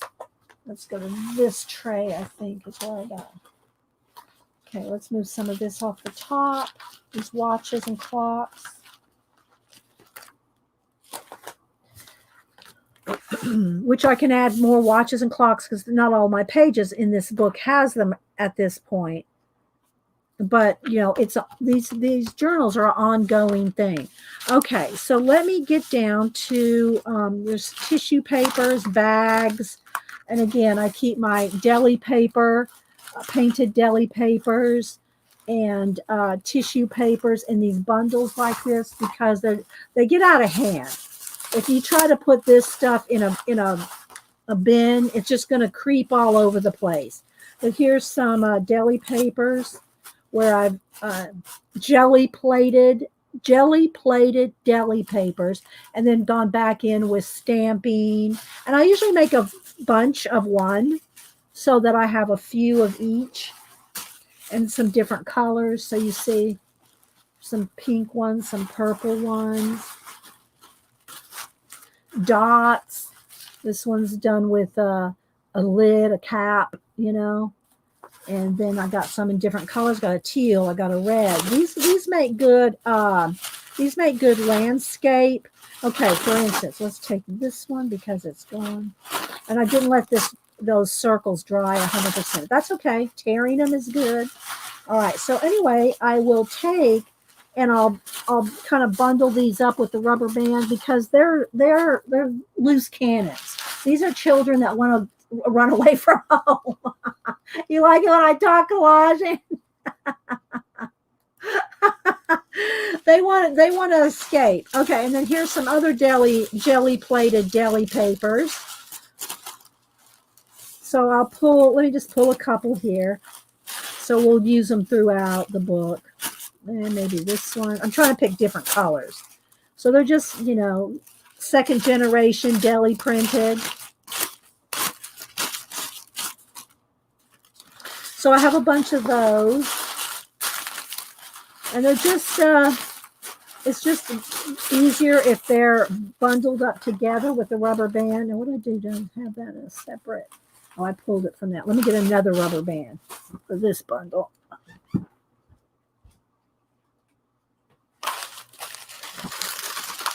So they're easier to contain like that. So I pulled a couple here. Oh, well, where's that blue one I pulled? Put it back in.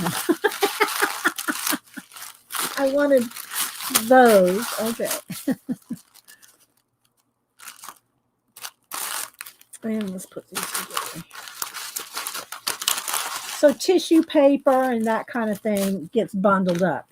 All right, so now I'm going to go through this right here and just kind of, because I know there's Catherine Anderson stuff in here and I want to show it to you. Again, Pacola did put up a link to, and just look up Catherine Anderson on Amazon and you will find, I came across some of my moon pie, my old moon pie. This was some old collage stuff. And Lisa had carved me a moon pie stamp. I still have that. I love that. And then here's a vintage unboxing, TV unboxing. This is the original unboxing. Hi, Erica. The original. Hi, Amelia. The original unboxing. Okay, then I have some of these that are out of a book of botanicals. Now, here's where we get down to Catherine Anderson. I don't know if all, I got a couple different ones of her books. Her newest one, let me see if I can get down there. Her newest one, I'm not sure, this isn't all of it, but her newest book has a lot of vintage, found relatives in it. Now, when I get my Catherine Anderson books, I usually don't tear them up until I show you the books. But once I show the book on camera, then I start tearing them up. So, and some of her books, well, all her books are double-sided, but some of her doors are the same on the front and the back. So if you use the doors and open the doors, you have something on the inside. It matches, right? And then, but her vintage people and these right here, they are not the same on either side. So you either buy two of her books or you pick a side, right? So these are some, I'm just going to flip real quick just to show you. This is some of Catherine Anderson's. This is her newest one. This is out of her newest collage book. Again, I have one book of hers that's all doors. Well, actually, I think I have door 1 and door 2. I don't know if I have door 3, but there's windows. There's all kinds of Catherine Anderson. So if you're not sure, and one of the nice things about it's on good quality paper, it's not going to run. It's not going to smear when you put ink on. Like if you print out your own collage fodder, which I'm almost going to say never do. I never print out my own collage fodder. For one, I don't want to use the ink. I don't want it to smear. I don't want to take the time. I will use the originals out of either a book, a magazine, a calendar, and it's like a one-time use. I'm not making copies of this. If I run out of Catherine Anderson pages, I will just buy another Catherine Anderson book. But so I like using the originals. I like using the stuff right out of a book, a calendar, an old book, old fabric, old pattern, tissue paper, clothing patterns, music sheets, whatever it is. Oh, that was like our little Jean. That reminds me of our Jean. Look, bugs. So anyway, if you want, it's Catherine with the C, Adelia. Catherine with the C, Catherine Anderson's. They're kind of they're not matte, they're not gloss, they're like a satin. They're like a it's kind of in between a matte and a gloss. It's not shiny, it's not real shiny, but it's not pure matte either. See? It's got a little sheen to it. They're kind of satiny. And they feel good. Her books feel good. So I'm just flipping through. And I mean, there's tons. There's tons of images in her books. These are just, I've just cut them up. Come on, maybe I'll use those butterflies just to show you. Let's use those butterflies. Maybe these little kids. No, I kind of like this. She looks kind of like I like her because she's wearing glasses. And me and Denise, Denise wore glasses since she was 3. So, well, she has contacts now, but I like that. I like her too. So some, vintage postcards blown up. So I'm just flipping. This is all one book, guys. This is all from one book. Now they came in 8.5 by 11. I mean, it came in a regular size book like this, right? This is the size of the book. I've just cut them down. I've cut them down to manageable collage sizes, right?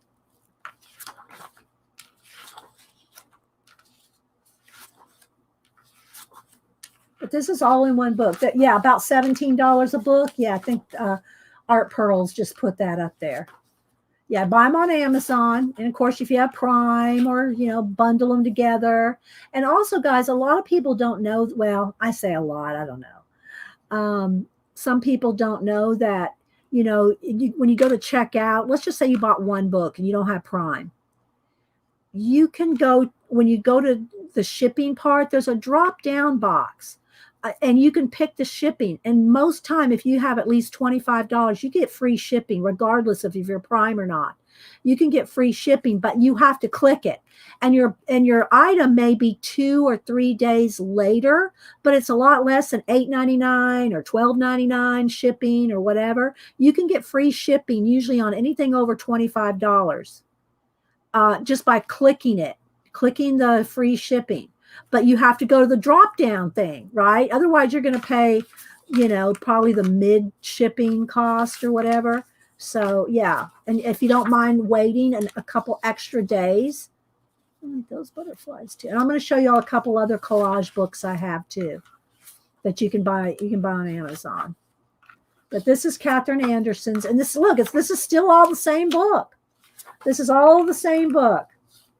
Yes, you just noticed my Halloween nails, Devin. Yeah, these are the 3 colors. Thanks for noticing. I like those butterflies. I think I might pull them as well. Oh, I love her. I love this old lady. Go with her. Again, this is all still the same book. Okay, now, that's not going to be all the book because I just grabbed a hunk of the book out, and I know there's probably more in here of that book, but I just wanted to show you some other things in this bin, right? This is from a book of shells or calendar, one. Here's some, and then she also has a book of shells, and I have that one too, and that's shells and seaside thing. So now we're into Catherine Anderson's book of shells. Okay, and seashore, I like those. I might pull that just because I'm going to pick some things to go in the book. I like these rocks. And then this is from her book, one of her book of doors. So here's an example. And again, they're full 8 by 11 or 8.5 by 11, whatever size pages. I've just cut them all down. But here's what's nice about having her doors is you can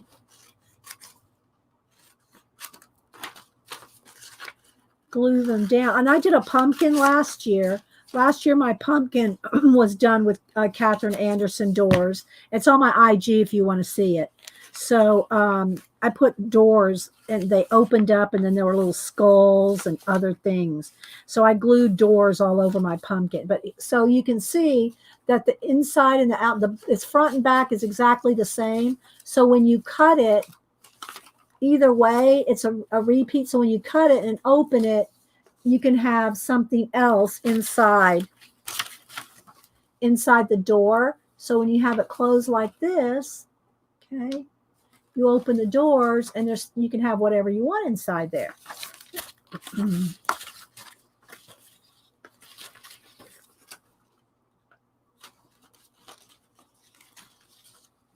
See?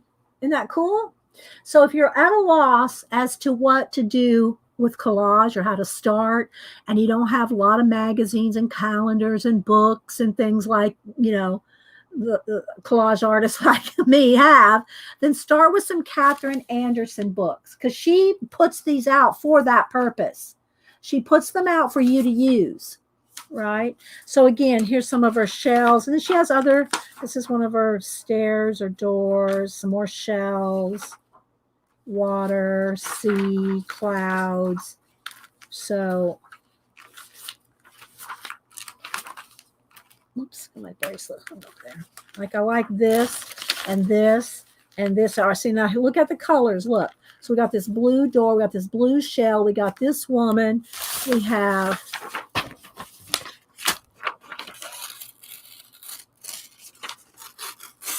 this blue. butterfly. So right here, this right here, just this right here, you could build a whole world. And look at this one. Let's throw that in there. So now we've got a little stack of stuff with our blue watches. So right here, we got a story. Okay, so we'll set that aside. Now, that's a little big of a story to put in my little journal. It may have to go on a poster or something, but so just so you can see here, I like that blue shell.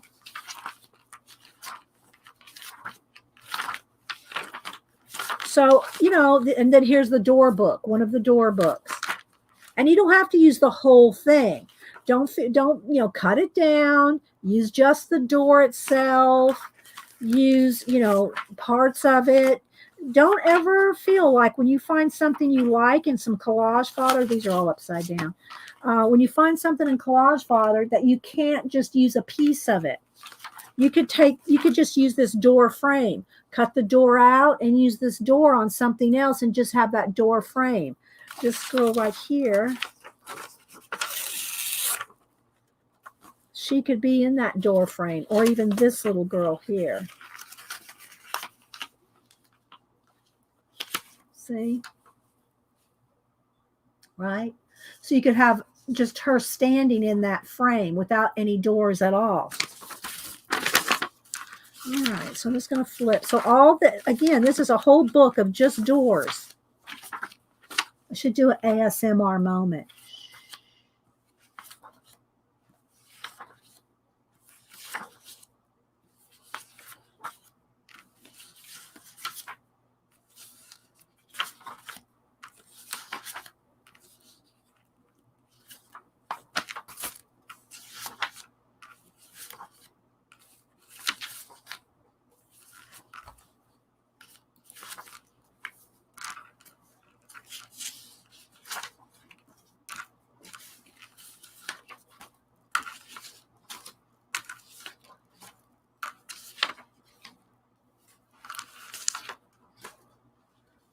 I know, right, Devin?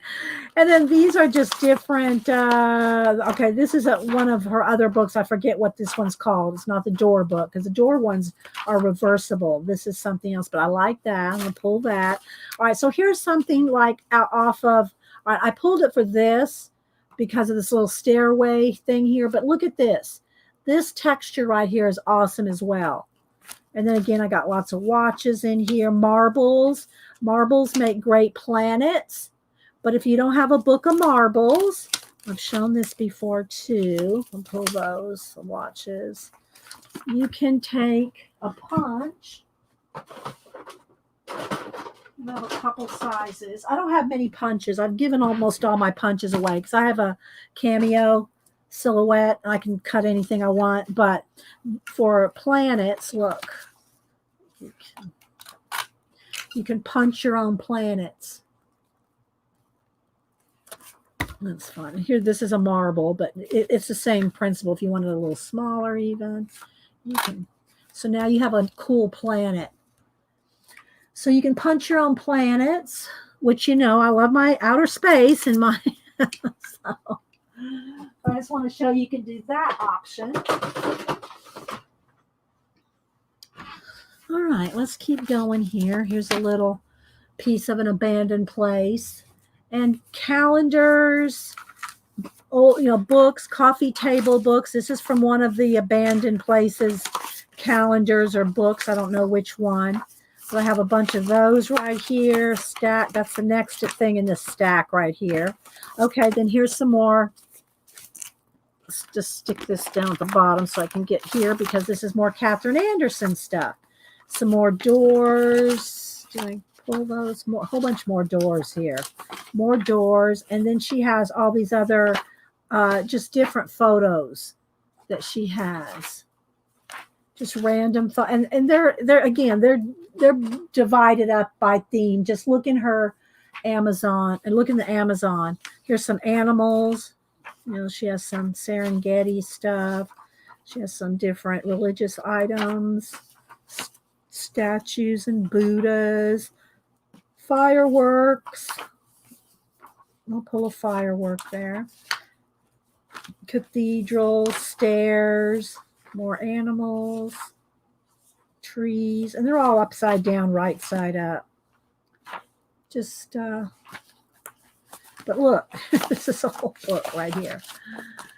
So I'm just going to flip through this. We'll do another ASMR moment. And I'll just pick some stuff that just I'm drawn to. This was just an article on Abraham Lincoln. It's not from her book. These are some art. These are just, this is a random article from a magazine, as are these. It's something on the history or something here. So then back to her doors and windows. I like these leaves. I'll pull that. And I'm taking my time going through a lot of stuff for you guys. I would have already by now have enough stuff to stop and start gluing things down. But I'm just going to continue this stack right here in this bin. I'm just going to fit, because it's all this Catherine Anderson stuff, more doors. So I'm just going to continue going through this stack, but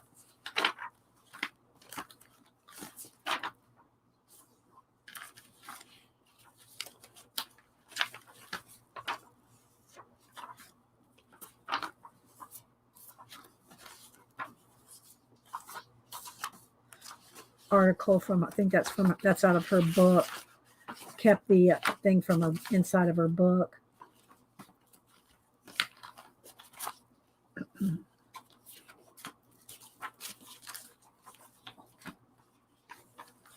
I don't have to flip them because they're the same on the back.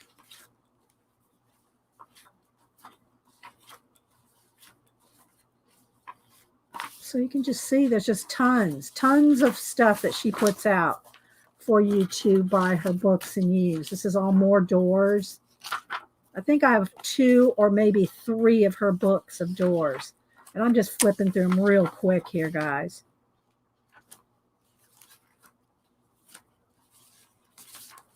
You can see how much there is. So these are all doors here. And then she also has these little mini doors in there. So if you want, like we're going to be doing in my journals, I'm just going to pull this whole handful just so you can see. But I've cut those down. I like this one too. More doors, and then there's more shelves. They're not in any. Once I take a book apart and it goes in my bin, it's a free for all. There's no. It's not organized in too much of a way. It just happens that these all go together. Let's see. Then what's this here?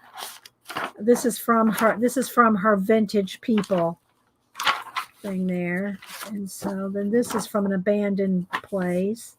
Some more of her sea. I'm just going to pull a few different things. Lots of shells and sea. More shells. Sea, clouds, water, waves. See, this is the size of the book. I've just cut a lot of them down in half.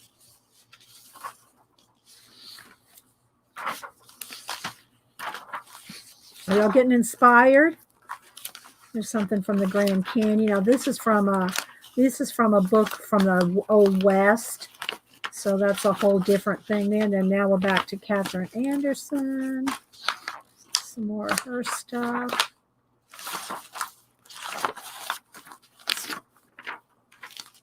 Some more stuff on, well, this is Haunted Places, I think. So yeah. Okay, so now that's all that I just showed you. This, let me see if I can hold it, is in one little thin tray. That's one little thin tray. Okay, so I'm going to set this aside. And you can see, look, I'm going to take a quick picture real quick.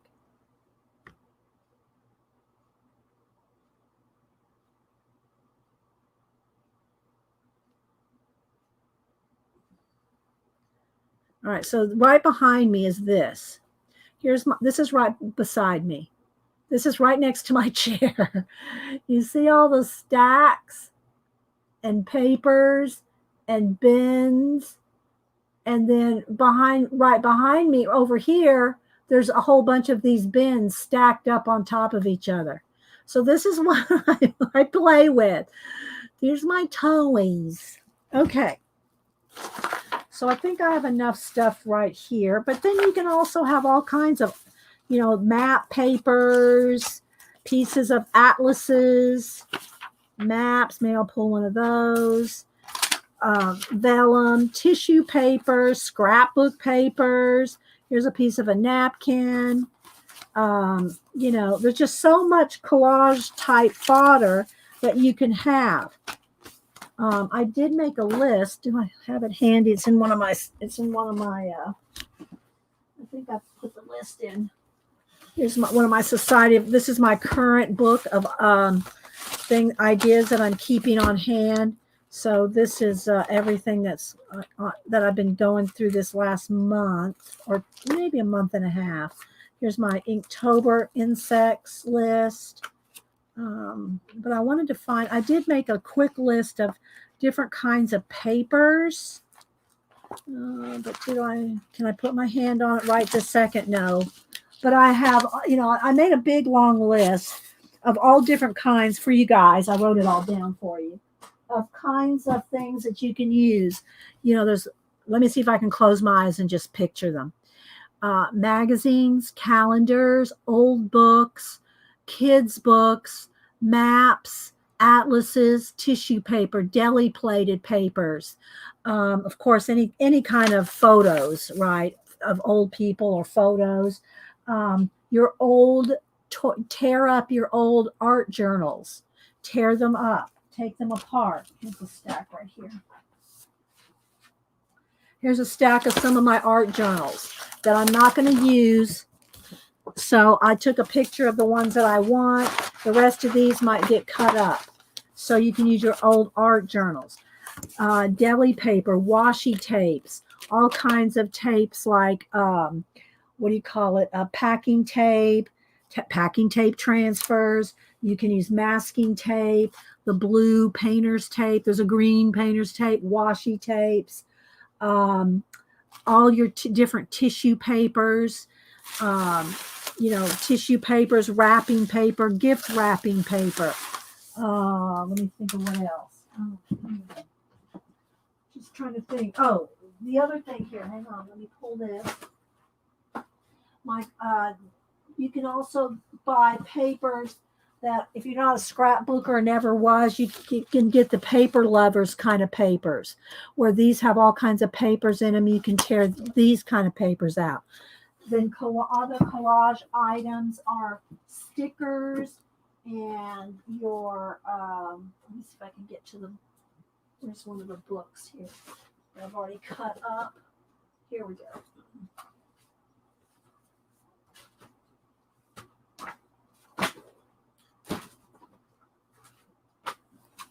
This is another good book you can get off of Amazon. Extraordinary Things to Cut Out in Collage. As you can see, I've already pretty much deconstructed this book here. And so you can buy, it's got everything.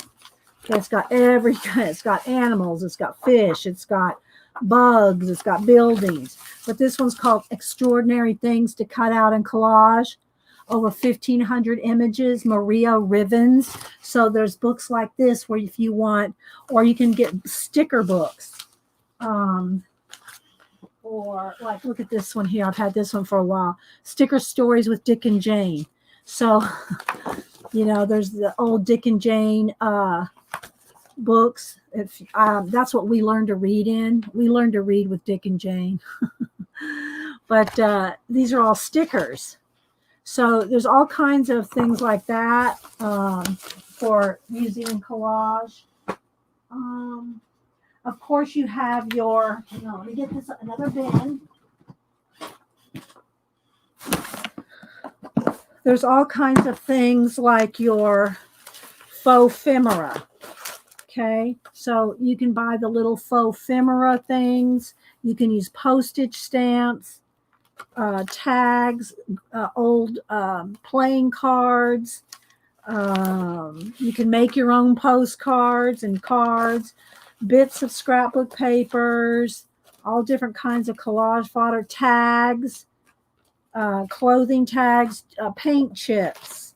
You can do all your die cutting if you have a die cutting machine, or you can, buy the already cut. You cut all those images out, Gaga. Gaga said she cut. I'm sleep arting. I do art a lot.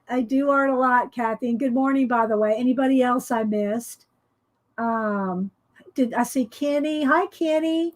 Kenny came in. Who else? I'm in. Michelle, Patricia. I'm kind of scrolling back. I know I missed people. There's Gary. Hey, Gary. If y'all missed it earlier, I did show the art piece that I won at Gary's auction. Me and Kalura were having bidding wars. But anyway, so here's the piece that I bought from Gary. It's really close up. It's like an 11 by 17. So this was the piece. It's an original painting, and I bought that from Gary. And then also, Gary, I showed again your somewhat gothic, sometimes ugly sketchbook. I showed that again.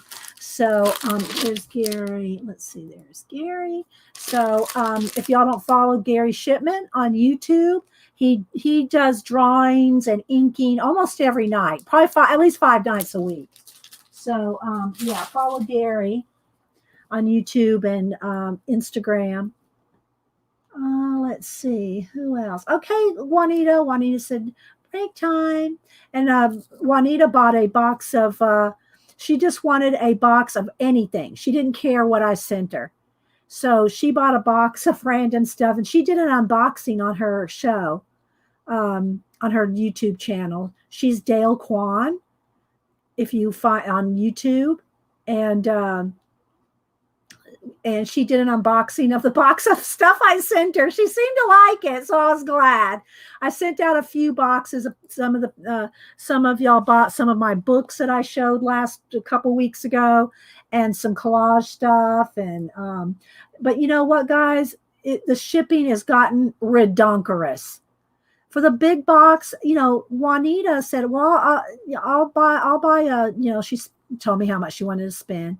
And her box was $21.95 to ship. It's not Juanita's fault. I'm just saying how much. It's ridiculous how much shipping is. So I said, it's not paying. I'll spend 2 or 3 hours sorting through things, and then the shipping is ridiculous. Nobody wants to pay $22 for shipping a bunch of, as Janet would call it, crap. Although I did send books too. I did send out a lot of books. So anyway, okay, Riri and I, by the way. So there's that kind of collage fodder. What other kind? Trying to think of everything I could think of. Calendars, your color books that are not really a specific to a theme or something, but there's color books like these where you can color the images and cut them out and use them. It's not one of the fairy tale books, right? It's not one of those kind of books where $25. These are the inexpensive kind you get at the dollar store or something like that. But you can get some cool color books where you can color them and cut them out and use this in your collage and in your art journal. So there's just so much that you can find if you look. Your old magazines, your old art journaling, your old Somersets, your old, so many different things. Yeah, did Picola, let me find where Picola put the link. Where'd she go? There we go. Yeah. It's Mr. G. Ship. Is it Shipman? I think the whole thing is Ship, but it might be. But there, if you put in Gary Shipman, you'll find him in YouTube. So, let's see what else. I said hi to Amelia. Anybody else? If y'all have any questions or want to ask me anything, put it in caps. All right, so now we pulled quite a bit of stuff here. All right, so again, back to the journal that's partially done. Now, this one's has near as much stuff done in it as the other one I showed earlier.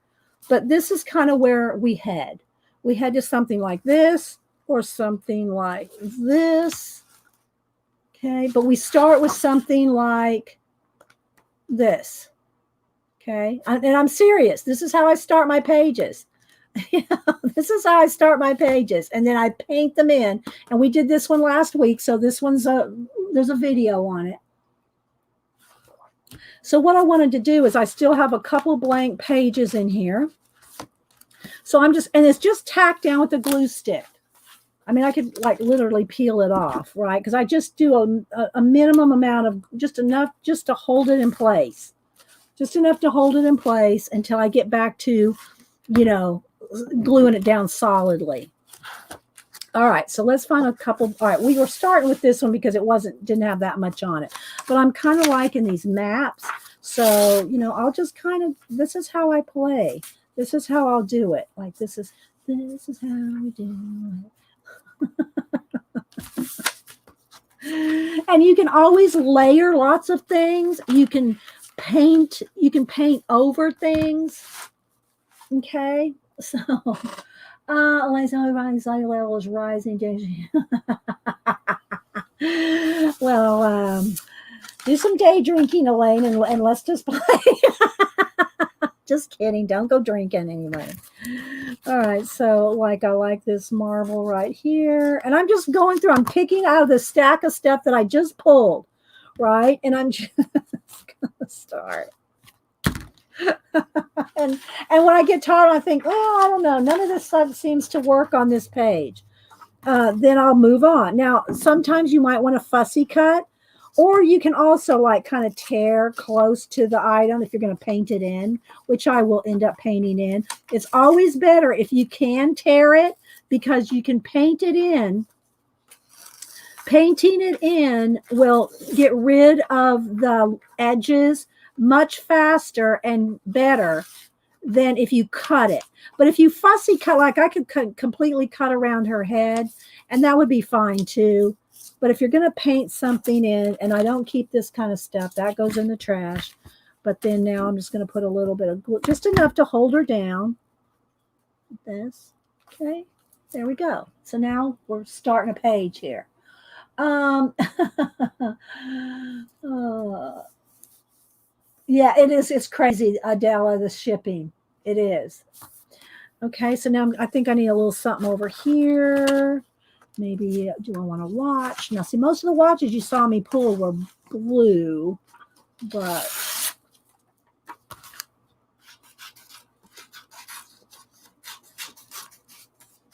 so I kind of need this here. If I do that, then this needs to come up. So you can kind of move things around, you know, because I'm not gluing too hard. I'm just kind of tacking it down. Okay, so that's enough on that page for me. So I'm going to move on to another page. Right. So now I got this started, and then I can now, whenever I want, I can go start painting with acrylic paint and doing details and you know, making more of a story. Right. To me, she's like one of the Titanic survivors. But, you know, maybe she appeared because, you know, that's why I love my time. I love time travel, time machines, anything to do with time. But maybe she was discovered. A ship picked her up. I'm just making this up. See, I'm just coming to my head. A ship picked her up out in the ocean like yesterday, but she was from the Titanic. Okay, so we have a blank page here. So let's just pick some things here. I like this water. Now let me go back because some of this water might work on her too. So I'm going to go ahead and take this little bit of water here. It's too much. Let's take this. Since I put her on the Titanic, let's put her in the water. And then you're going to come down here, move things around, separate. I don't want to lose all that map right there. So I'll put this piece down here so you can still see some of the map. Let's see. After you tack them down, do you ever put the matte medium over? Yes, I can, Jane, because I can lift these up. They'll pick right up. I mean, at the very most, you might a little bit of the backing paper might stick, but look, you can see this one's gonna peel right up. But yeah. Okay. All right, just kind of making sure there's no more questions. But in my art journals, I'm not as picky in my art journals as I am in my abandoned books or my posters or my art cards that I send out to you guys. Then I'm always using matte medium. If I'm just playing in this journal, I can take and I showed this the other day. Where's my glue? What do I do with my glue? I'm not seeing my tacky glue. Anyway, I'll squeeze out some tacky glue in a tray and just put some on my finger and go around and glue it all down with the tacky glue, or you could do it with the glue stick, you know. You want to hear more about the lady, sister? Well, see, that's the thing about collage. You can just make up these stories, and then you can, tell enough of the story to make someone interested in wonder what happened. Like maybe she needs another element of time because she is in another time. Maybe that can go right there, or maybe not. Maybe just a peak of time there. But I really like that map showing. So, okay, so let's go to another page. And again, I've only got like 4 or 5 pages that I haven't done something in this book. So let's see. Y'all like those people. Do I pull some more of those people? Let's see. Oh, remember this stuff here. All right, so let's see what we got. We got the shell. We got this blue stuff here. The shell. We have this. Okay, we have this lady. Remember? We put her in a door. We put her in this door. Now, another thing I'm really not doing in this book is doing where the doors are going to be opening and closing. I'll reserve that kind of thing usually for a poster or a separate piece. In my art journals, I like to just keep it flat and not a lot of fruit, going frou-frou-y, but, I might go ahead and I might as well put her in here. All right, so what I'm going to do first is I'm going to go ahead. Oh, I like her hands though. Maybe. See, she's too, maybe if she's just peeking just that much, you can see a little bit of her hands and just a little bit of it because I like her hands showing. So what I'm going to do is I'm going to turn this over. I'm going to just kind of tack it down here just a little. Just enough to set it on top of this paper, and then I'll trim this down. So let's just get her like right about there. Okay, so now she's attached to this piece. Now I'll trim this down.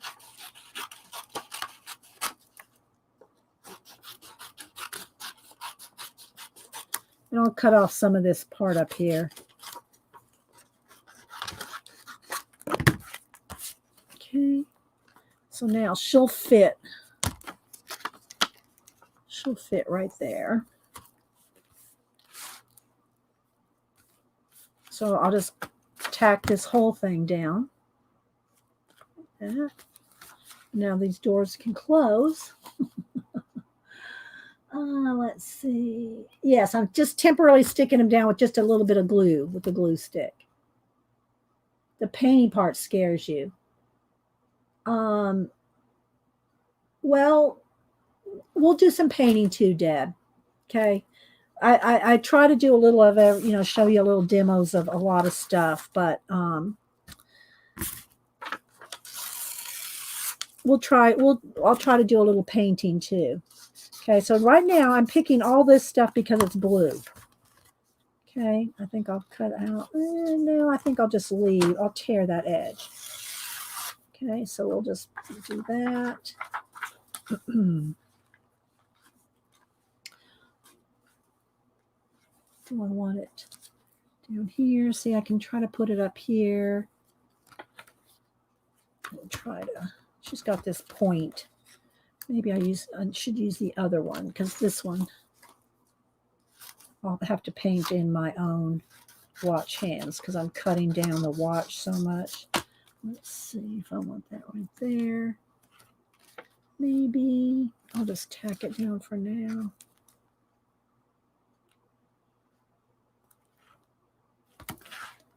That.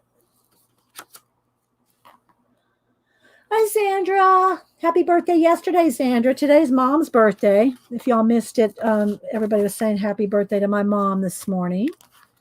And I did my um, Inktober, Insectober this morning, and it's the only one that I added color to in all my Inksectober. And I did no, I'm going the wrong. Oh no, it's the right way. I did one. I did a ladybug for mom, and I did add color. So that's for mom's birthday. It's the only bug on the whole poster with color. Everything else is black and white. But happy birthday, mom! All right, so let's see. Do I want this kind of flying off of this away? Do I want the shell? Shells are also good for spirals. Also have a lot of meaning. So, and I'm just kind of going with the colors here, right? And all these elements can have a meaning to me that might be different than a meaning for you. But, all right, let's see. I'm just kind of picking through. I have some of those marbles here. I can put one marble up here if I can find those, or I can just punch one. So if I like, let's just say, let me get my punch. I got this little bit of blue. That's good.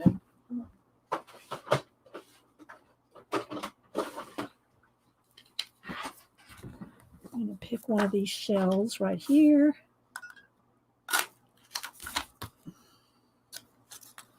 So that will go right there. Punches are good for making planets. All right, what else do I want? Just add some more blue here. But I'm going to paint all this in. Thanks, Jane. All right, so to me, that's enough to get crack-a-lacking on this. So I'm going to leave that. I'm going to go to another page. All right, so for instance, like right here, this could use some more something. Do I have anything that's the right color? Because, see, I look at it at first. My initial play is with color. Look at that napkin right there. That's perfect colors, perfect colors. So let's, I don't know if I can tear that enough or just... Now, a napkin is something you can kind of go across here because it will fold. It'll fold with the bend of the paper. But if you put any thicker paper here, that is going to eventually wear on your piece. But a napkin can kind of hold. It'll be flexible for a long time. It won't tear. But so kind of something like that. Maybe a little piece here. And maybe just a little piece in here. Okay, so I think I'm done with that page right now. Need something there, but I don't want that. So what else? I'm just flipping through my stuff. I like this trees. That's for a big piece, though. All right, so let's see. This is just where I did some scrapey paint. So this can be anything.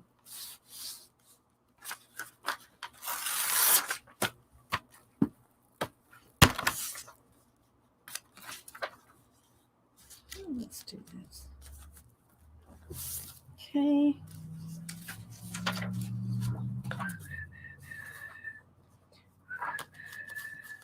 Don't know if I like that blue enough. I like this shell. I like this watch. But I like this. I think I want to fussy cut this out just to see if I like it enough.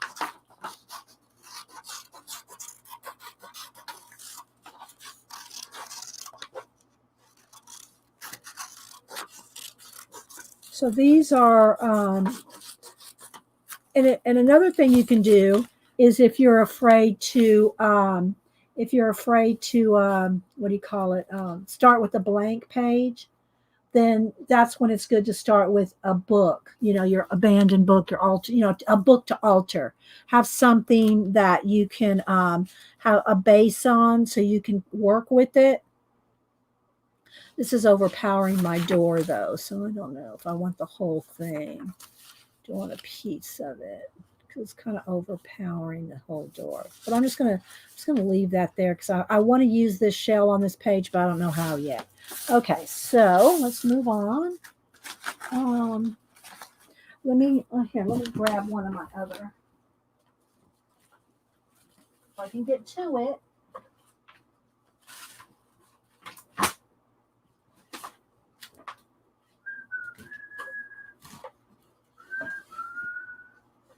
So here's another journal that started as a blank journal, and it's one of the these Diane, is it the Ranger Diane Reevely ones? Anyway, they're usually a craft color. They're this color with a red, with this would be red right here. But I want to show you. So this was a blank slate, if you will. Good morning, Eileen. Oh, some big jerk. If y'all missed it, I showed some big jerk sent me his zine for the zine swap. It was really awesome. If y'all missed it, go back and watch it after a while. So this is this just started as a blank, and I had these stairs, some different little some kind of a mechanical. This is like a newel post and what do you call it? Not stairs, but like a banister. But look, this is what it is. It's a banister with stairs. But look when you turn it on your side. See how when you turn things over and on their side, it makes it different? So let me show you again so you can see this started like this. And then this is the back. There's my little monk guy right there. So I did this one 2016. But I want to show you this is the same kind of thing. So you see it's just like, it's got pages like this that just start out as, just tacked down. They're not glued down. They're just tacked down. And then we'll turn them into worlds like this. Now, this one's not varnished yet. There's a video on this one. We did this one a few months ago. We did it in 2020. But so, again, it's just collage and paint. And then when I get a chance, I'll varnish it. But they start like this. They just start with different things glued down like this. And then I paint in the world. Transformation from where you start to finish is amazing. Well, and part of it, Christine, is you can't be afraid. You can't be afraid to start painting. Start with, and again, I've shown my magazine journals. If you want to practice trying to blend, not you, Christine, but anybody. If you want to practice blending colors, matching colors, do it in a magazine. Get an art journal magazine, and well, these are gonna rabbit trail it up. Here, hang on. Let's grab one.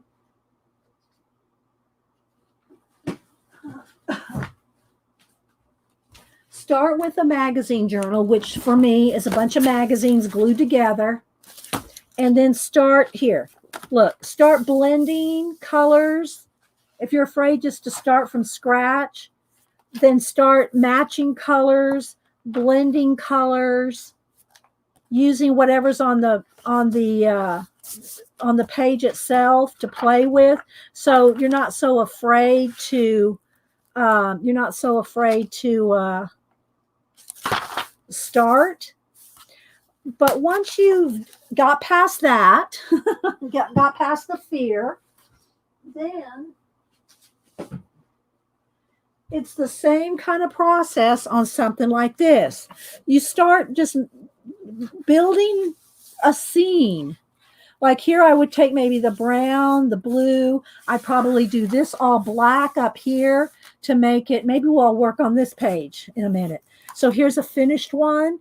Now, again, I did this probably on a stream. This was back in 2016.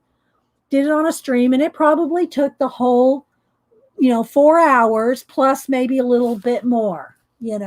So they do take a while, and the bigger they are, like my posters I showed y'all a little while ago, they're going to even take longer because you got a lot of painting and a lot of gluing, a lot of painting and a lot of gluing to do. So let's see, what else do I have? This particular book doesn't have a lot finished in it. The other books have more finished in it. But I thought I had a little bit more in this book. This one's been varnished.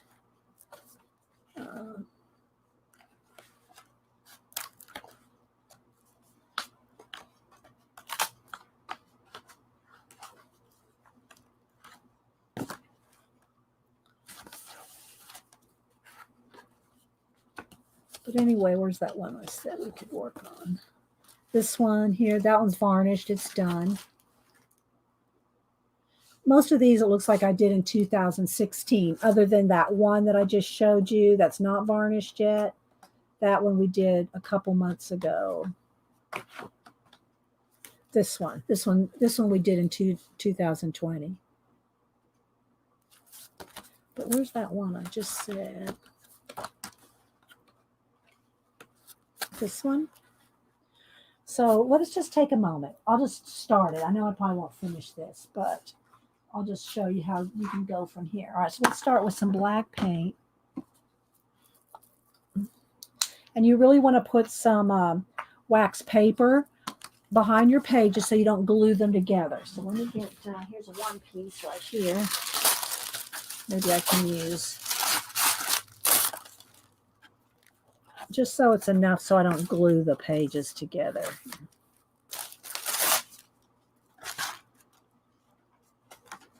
So start up here at the top. Now, a lot of times, and I know this freaks people out too, a lot of times I will start with just finger painting. Now, let me have some baby wipes at hand.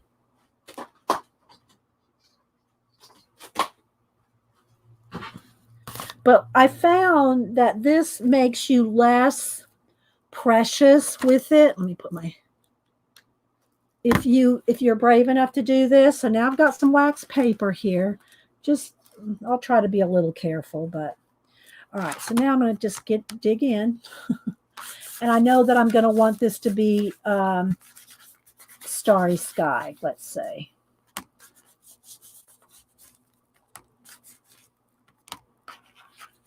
You don't have to use fingers. You can get a brush out if you want, but I just want to show you that this is so much freeing up, right?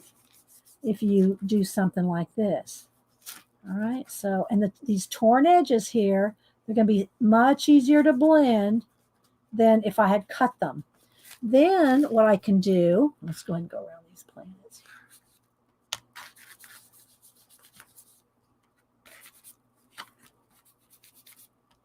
This train can be coming out from space. So what I can do now is some areas that you can't get real tight around, then these have been, this one is all glued down. It's completely glued down. So I know it has matte medium. When you have matte medium, you can wipe it completely away. There's another benefit of having matte medium. If you've matte mediumed your whole piece, you can just completely wipe it away like that. Whereas if you've if you stuck it down with a glue stick or other glues, you cannot wipe it away. It's not going to do that. So that's one of the benefits of having, what do you call it? Matte medium. All right, so I'm just going to go all the way around here. Just going to do this a real quick little page here because I want to get back to the other book that we're working at. But so we'll just get all this on here. Janet, did your camera ever come in? Are you able to stream today? I didn't ask you. I haven't talked to Janet over the weekend to see if her camera came in and if she got to test it, because if y'all remember on last week, on Thursday, I forget what day it was. Did she start to stream on Monday? I don't remember. But anyway, Janet had to get a new camera. So I haven't seen her say if she's streaming today. If her, because she ordered a new camera.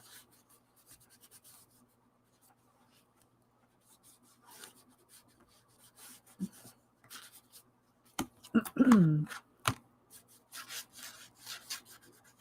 right, so I'm just going to get around the edges here. Once you get around the edges, you can, usually take away your wax paper or whatever, because you're not going to glue your edges together after that. She said she did not get the camera yet. Really, Pacola? She expedited it. She paid for expedited shipping. What? Okay. All right, so I'm going to have a little bit more of that train kind of coming out there. So you can get in here with the brush, but I'm going to get in here with another color. So maybe a ochre or a sienna. Let's see.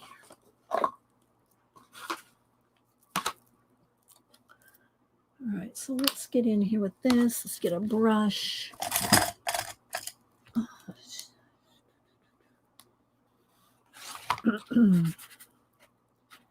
Should have got a bigger brush. Okay, so I'm just going to start. Let's start with this. And all the edges that have torn paper, I'm just going to kind of block out that white torn edge. And then I can always take my baby wipe and move things around because it's got the matte medium. I'm telling you, the matte medium is the tricky bit. And then again, don't be afraid to cover anything up. I don't want that blue. Let me get rid of all that.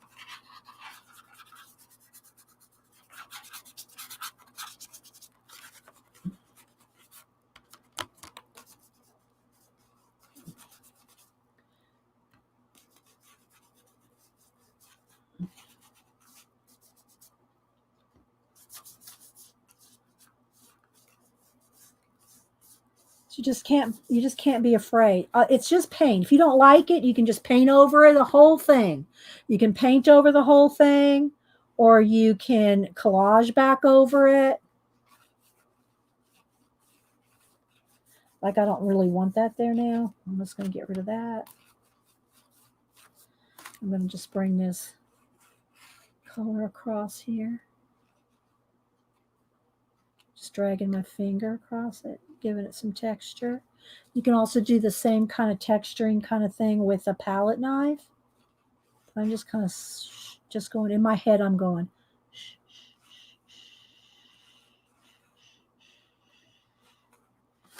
Then this over here, now this is starting to remind me of those in Utah, those, what do you call them? Those towery things, cliffs, whatever. I put a couple of those in there. Now let's go back with the black around here.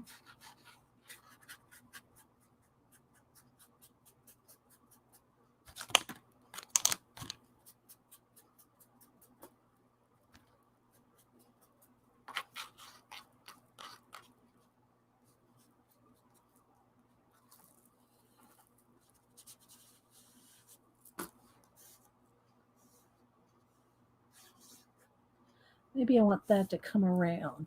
Maybe this orange bit here.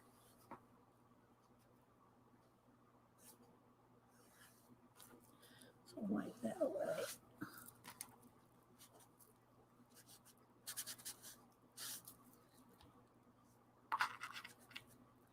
Do the black right there.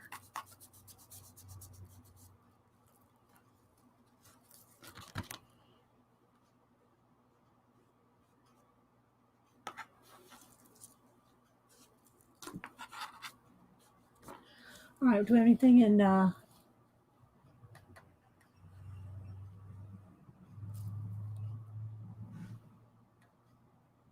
chat here.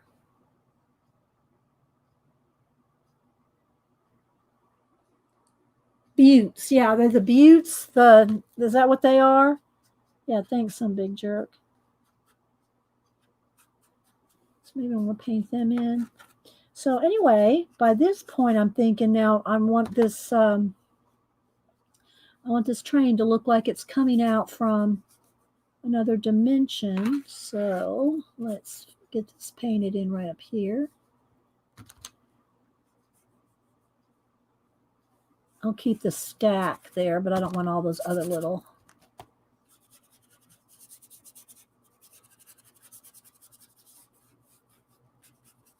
Maybe something like that.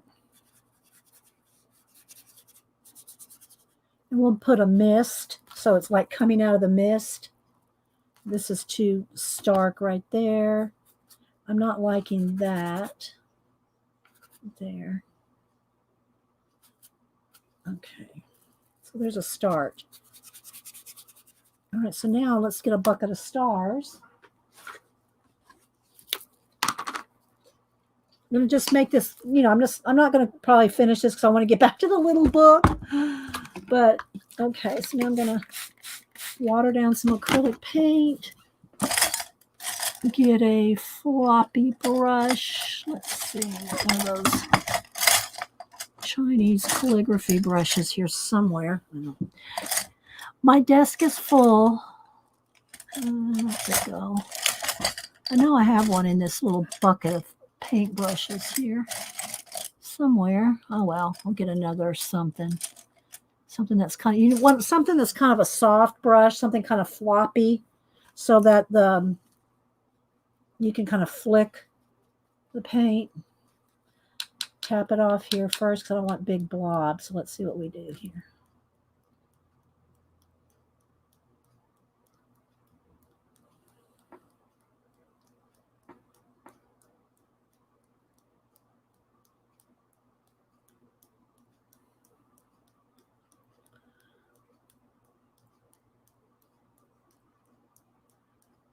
And the more you tap it, the smaller the stars get. Don't want very much, just a tiny, tiny bit. Some little ones over here. Okay, so now I'm going to dry this. And I want some right inside there too. I know it's flashing out a little bit. We got that lamp right there. Here we go. All right, let's dry this real quick.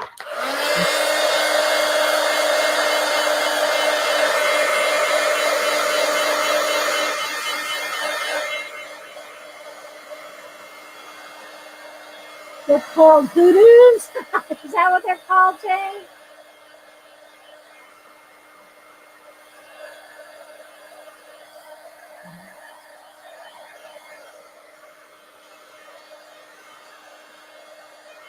It's going to take a minute to dry the stars. So while that's drying for just a minute, I'm going to get some more white paint that's not watered down. So I just want a little dab of white paint. And I'm going to get a baby wipe that's got a clean spot right here. And I'm going to mash. I want to mash the paint into a baby wipe, because when you mash it into the baby wipe, that's when you can get these other effects. So I want to do, that's not quite dry, but that's okay.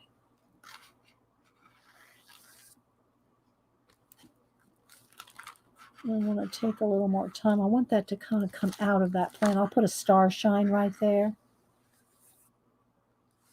Okay, so let's get it built. That's too S looking. It's too perfect. So let's get rid of that. Let's just have it go. Maybe I'll have it go the other way. Let's just go ahead and get rid of that. Let's just kind of blend it in. Let's have it a little bit more misty, because I don't like it going in an S like that. So let's have it coming in here. The star shine and coming. Let's have it go into the train. How about that?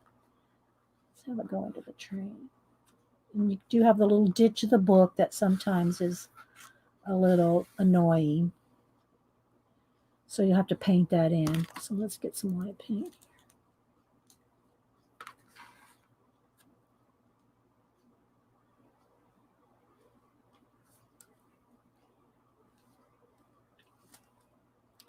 Let's have this kind of fade off here. All right. It's a little too perfect, but we're doing this a little on the fly here. All right. All right, so let's dry.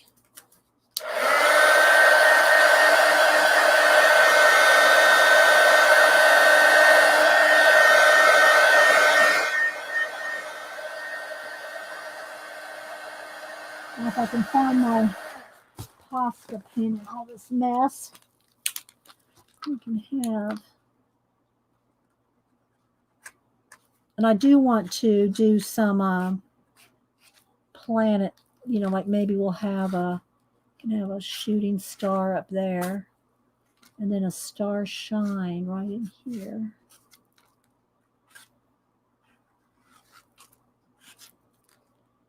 Right over the edge. And when that dries, I can go over that with pencil. It's kind of flashed out. Let me see if I can get my camera to, let's turn the light down here. There we go. That's better. There we go. Yeah, the light changing outside. So again, it's a little messy. It's a little sloppy, but I think you get the idea. Come around this one.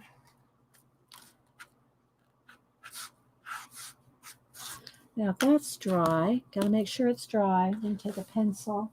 Because it's got matte medium on it, you can get in here with a pencil.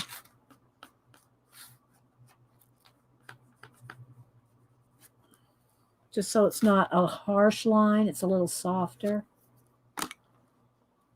Then up in the sky, you can go with, let's see here, find a pencil.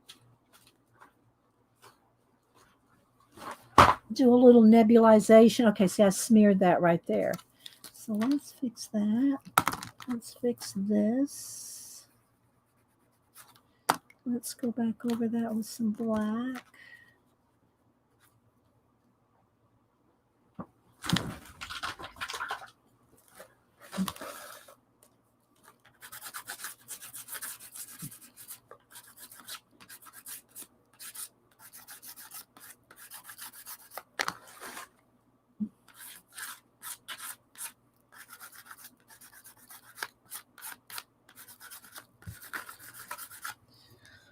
Anyway, you're kind of getting the idea, I hope.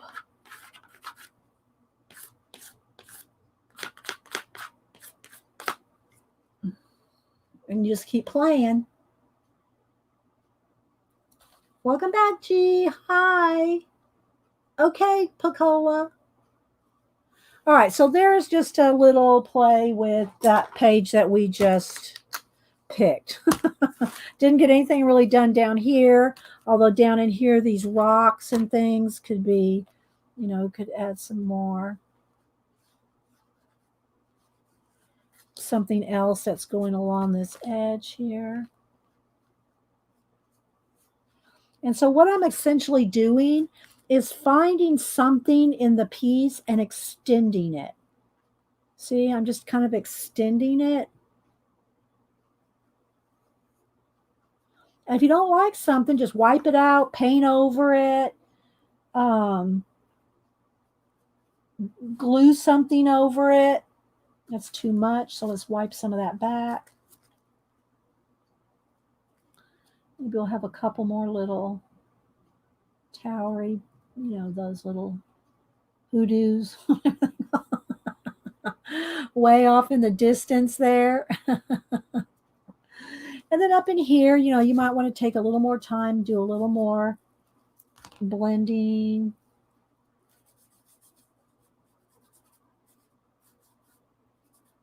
You can always go back and add more stars.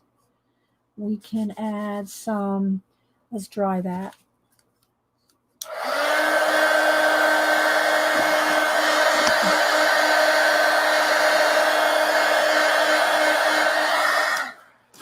I want a little space right there.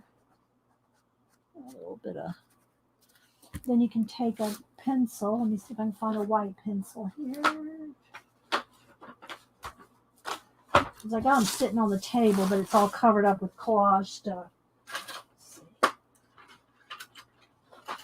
All right, let me sharpen.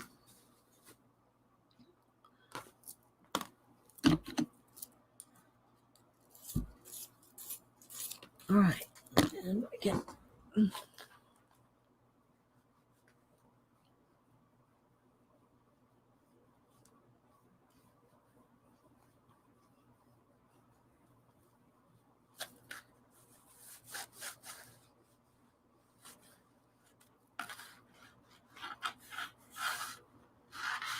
I want some partial shine on this, maybe. I don't know.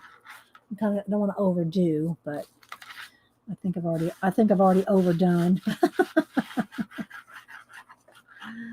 Put some white and then some orange. Where's the orange? Oh, my orange pencil. Come back here.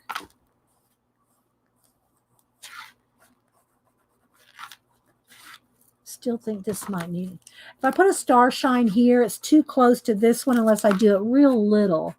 It really, I like to have where the beam goes into the planet to have a light hitting it like that, but it's going to be a little too lined up. So what I'm going to have to do now is have a third one somewhere. So maybe something crashed down in here. We'll have something else down in here. Now you got to be careful when you use your Posca on damp paint. This paint's not dry. So something like that to kind of make them spaced out there. And when that dries, I can add some pencil to it. See, this is a little rough right in here. Let's go in there with it. I don't know if this is helpful to anybody that's wanting to do collage, but mixed media collage. But hi, Ashley. Anybody else coming in? So this is a little rough, but I would normally take a little more time with this, but just so you can kind of, and then maybe a little teal. Let's see.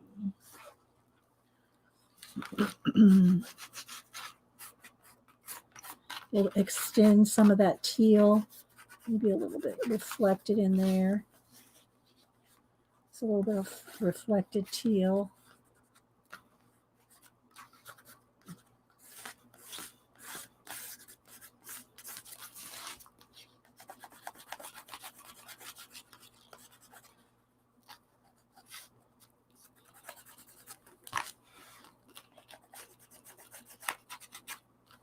All right, so you can see how it's coming along.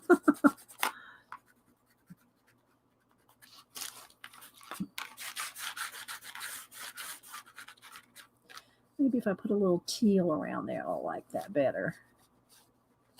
That was a little too bright. I'm still not liking where this is touching that. It almost needs to come behind. This needs to go behind there.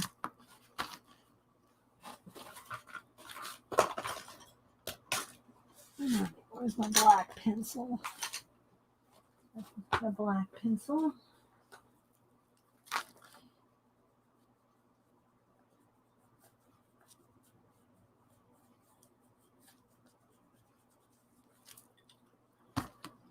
And the Posca.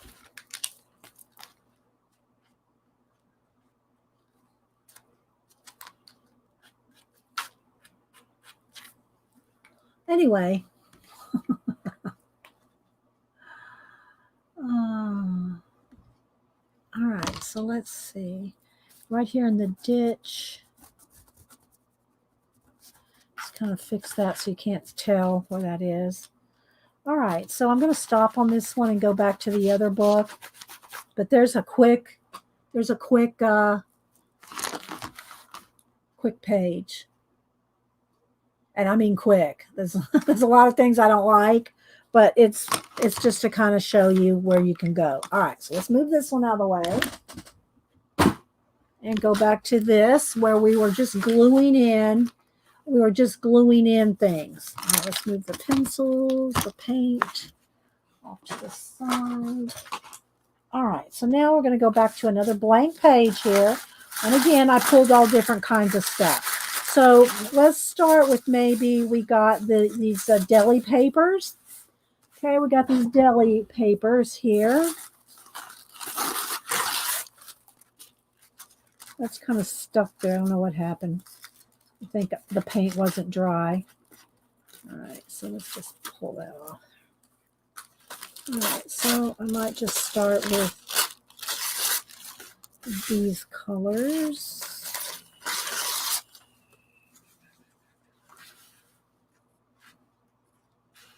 See how you see already there's something going on.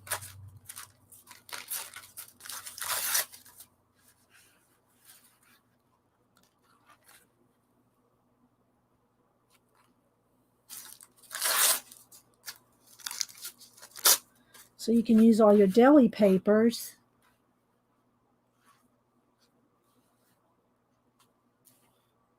to start something. All right. Are we still with the tour? Thanks, everybody that's here. We have almost 200 people. Hope y'all are enjoying the lurking.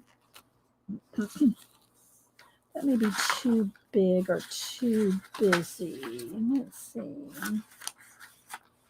I don't like these fall leaves. I kind of like that color. Let's see what else we got going on. Maybe a door.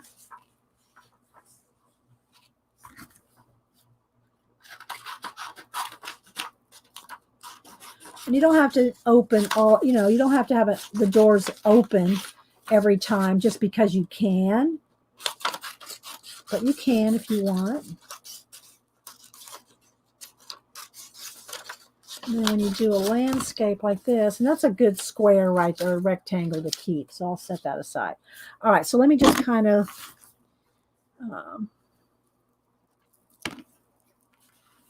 glue this down here.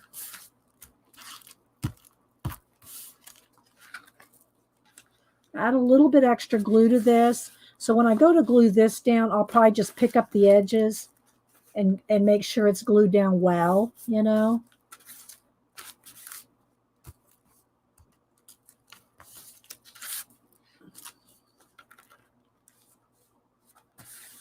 I don't want it going off the edge. Are y'all liking this? If you're not, let me know. Oh, thanks, Christine. Christine said remember the likes. Thanks, guys. I appreciate it. I try to do a little of everything here. We do a little bit of all kinds of stuff. Collage, coloring, painting, animals, people, portraits. We do a little of everything. I was going to start to kind of get some landscape going. Where's the rest of that? Where's the rest of that paper? What did I do with it? No, that's not it. Where's the rest of that paper? Well, I'm going to have to find another piece. Oh, here it is.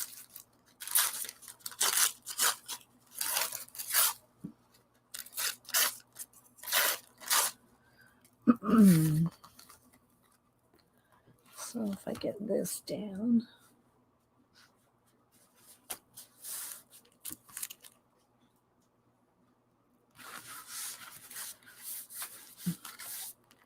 Where's my door?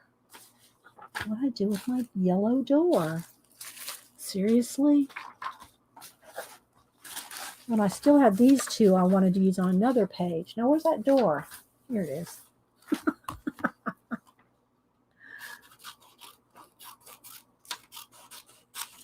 And I'll just kind of clip it like that just to kind of keep it together. So that's going to open from there. And let's do the bottom too. Might be easier to glue down. Just fold it open.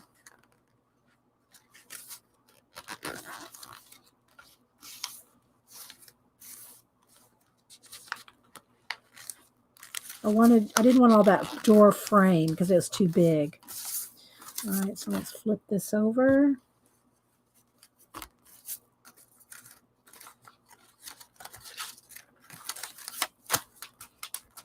Do the edge.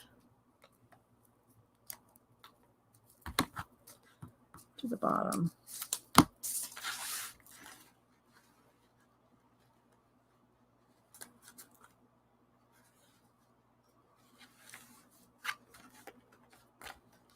That may not be enough glue. This I actually may need to glue this a little better. Let me get some tacky glue. Okay. And open another new jar.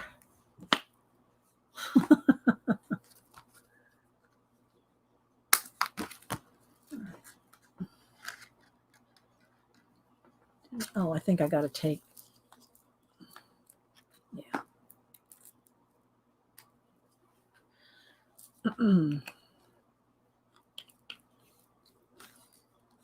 Right here. So I'm going to go ahead and do a little bead of glue.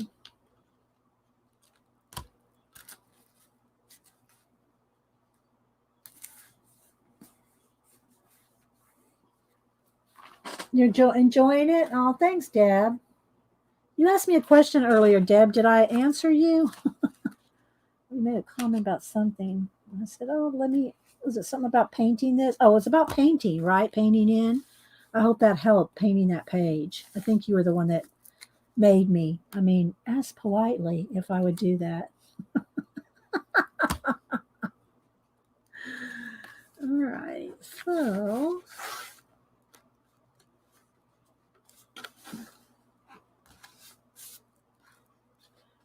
let's get some on the top too.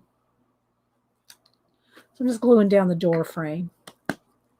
All right, now what do I want on the inside of the door? Score that well. So now I'm just using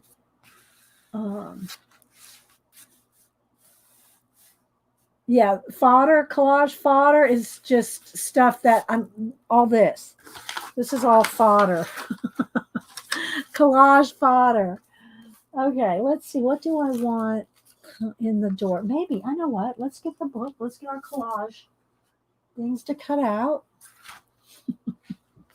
What do we want inside the door? Do I want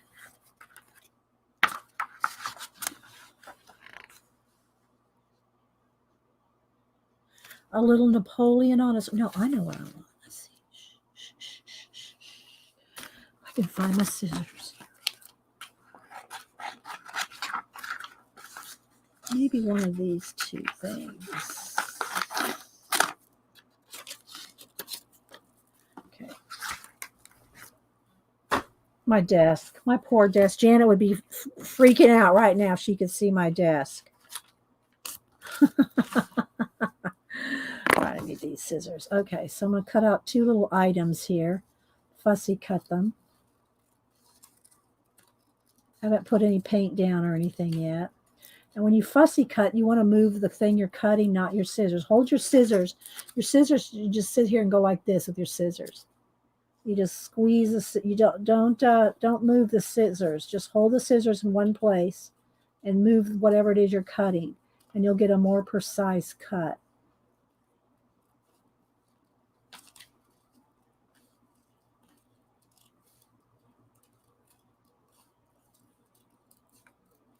Okay, so I got that. And then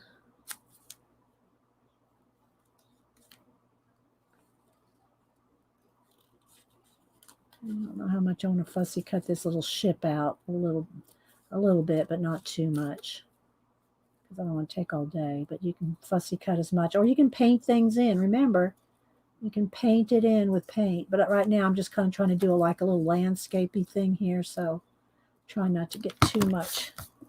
All right, so what I'm thinking is, let's get that glue down.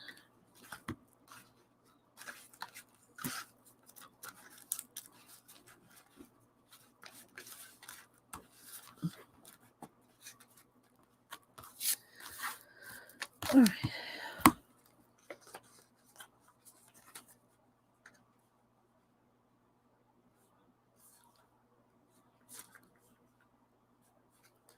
I got to decide where I want her. Maybe right there.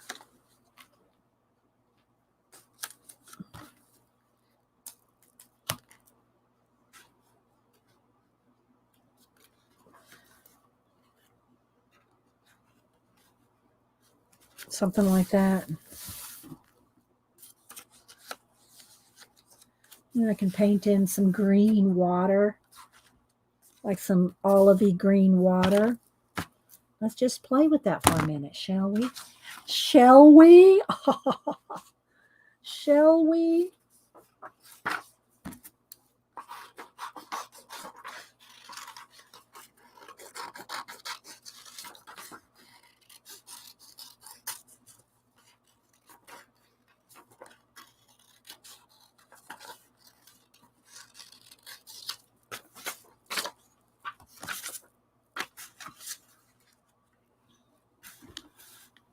This will be over here after I paint.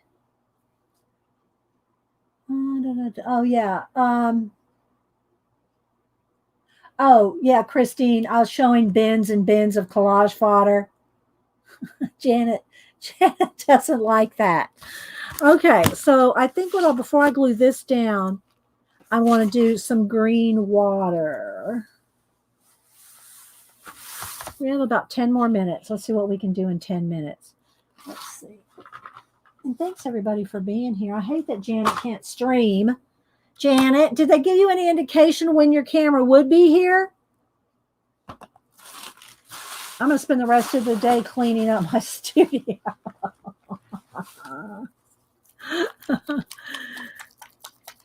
Okay, let's do a little bit of green.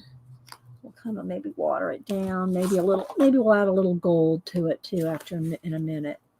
All right, I do need something behind these because I don't want to, let me just grab some of these. I don't want to glue my pages together. Let's just put some of these deli papers behind.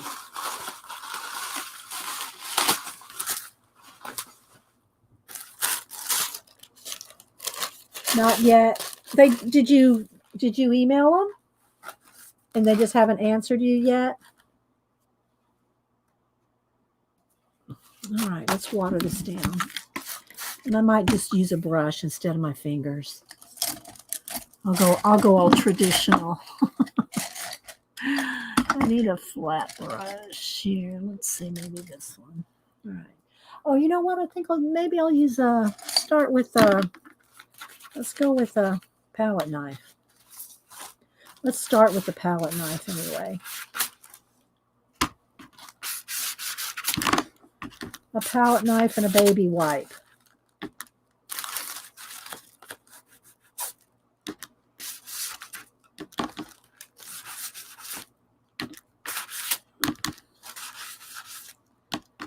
I watered it down so much now I have to keep picking up more.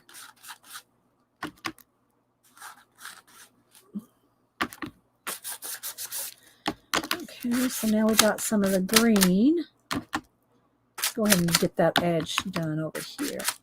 All right, so now you can also take a baby wipe while that's wet and kind of smear some in. Now there's no gesso or anything on this background, so the paint is like wanting to sink right in right away, but it's pretty wet, so I can move it a little bit. All right, so now let's go ahead and get the gold. And I need another. Let's see, that's too wet. I need another palette.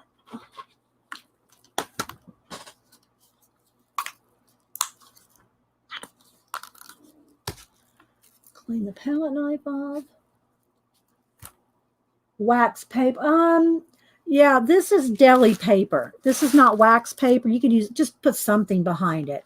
But deli paper is, like what cookies come at the bakery, that kind of thing. Deli, like your deli.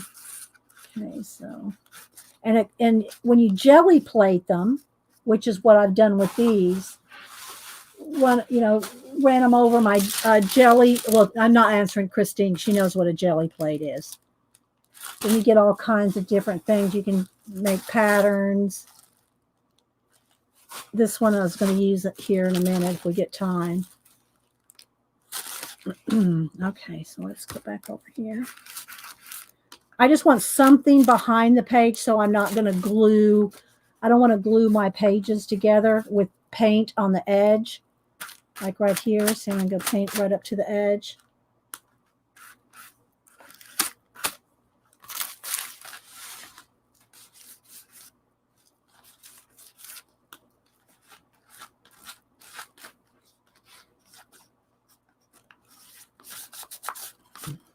So I just want to get some gold down there. And then if I want some like right where she is, let's just go in there with my finger. Put some gold paint down there where she is. Now don't close the door and have it glue shut. All right, so let me get in the little crack there of the book. Something like that, you know. I just like that. Now in here, if I wanted to, I could paint this background black with stars and leave this white out here. So it looks like she's just in a whole nother little world. Maybe we'll do that real quick. I don't like it. You can paint it back. You know, it's just paint. Let's get a smaller brush. And where's that black paint I had earlier? I'm not seeing it. Get a little more black paint.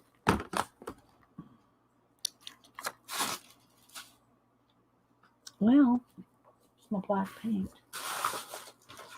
I got so much. I can't see. All right, look. All right, close your eyes if it makes you dizzy. Hang on. Look. Here's you guys right there. Here's where we're working.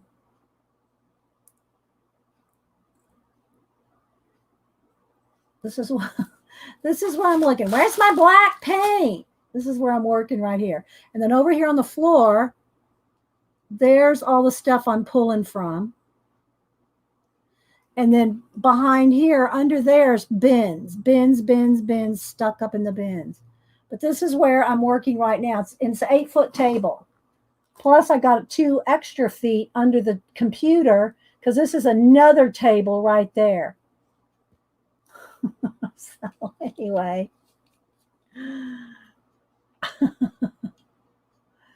So, and I have my little clip here, which clips my cord up on the yardstick because I'm streaming off of a yardstick. Okay. My camera's hanging down from a yardstick. All right. Let's see. Now, I don't know I still don't know where my black paint is, though. Let's see. I got more than one, but I don't know where I'll put it. Okay. Let's see. Let me just get one of these.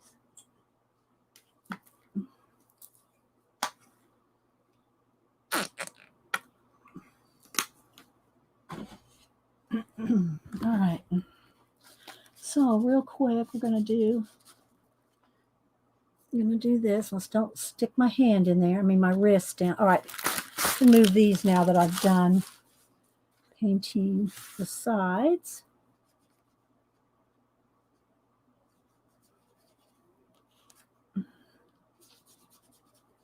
Maybe we'll put a little glow around her, a little gold glow around her. I can't rest my hand on this because I didn't dry this yet. This is all wet still.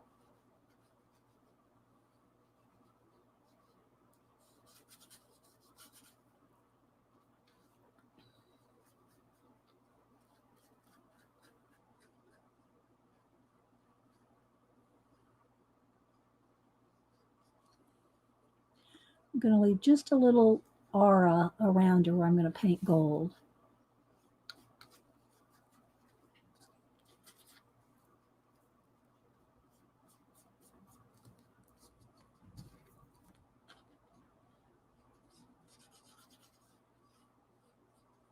Leftover chicken from yesterday that I saved to make a chicken salad out of. Do that for Hubster when he comes home for lunch. All right, so now let's clean the brush. Let's dry this piece.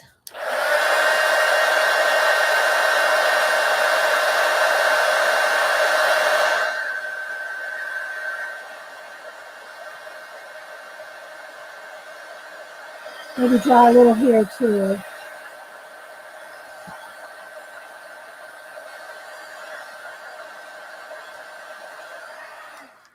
All right, now let's get in that gold. Just a little bit of a gold around her.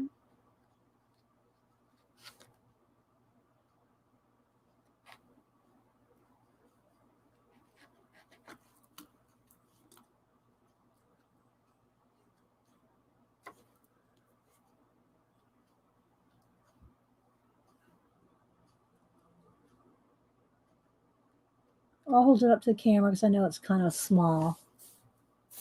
So give her a little glow. Clean the brush.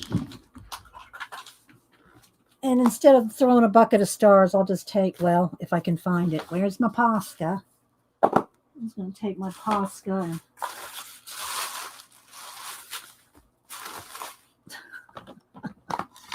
and there it is.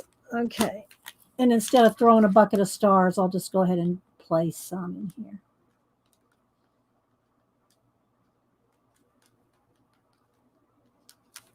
And maybe one shooting star.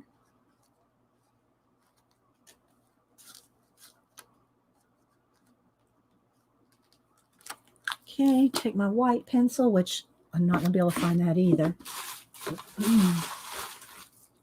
Whoops.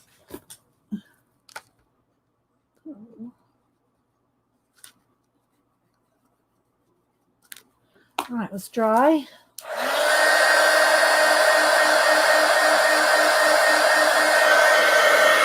This gold paint's taking a minute. It's metallic, it's going to take a minute.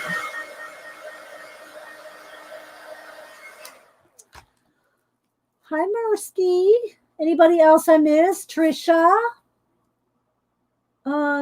Jan, I don't even think he realizes how much she knows and shows up when she's. Oh, thanks, Jan. What a nice thing to say.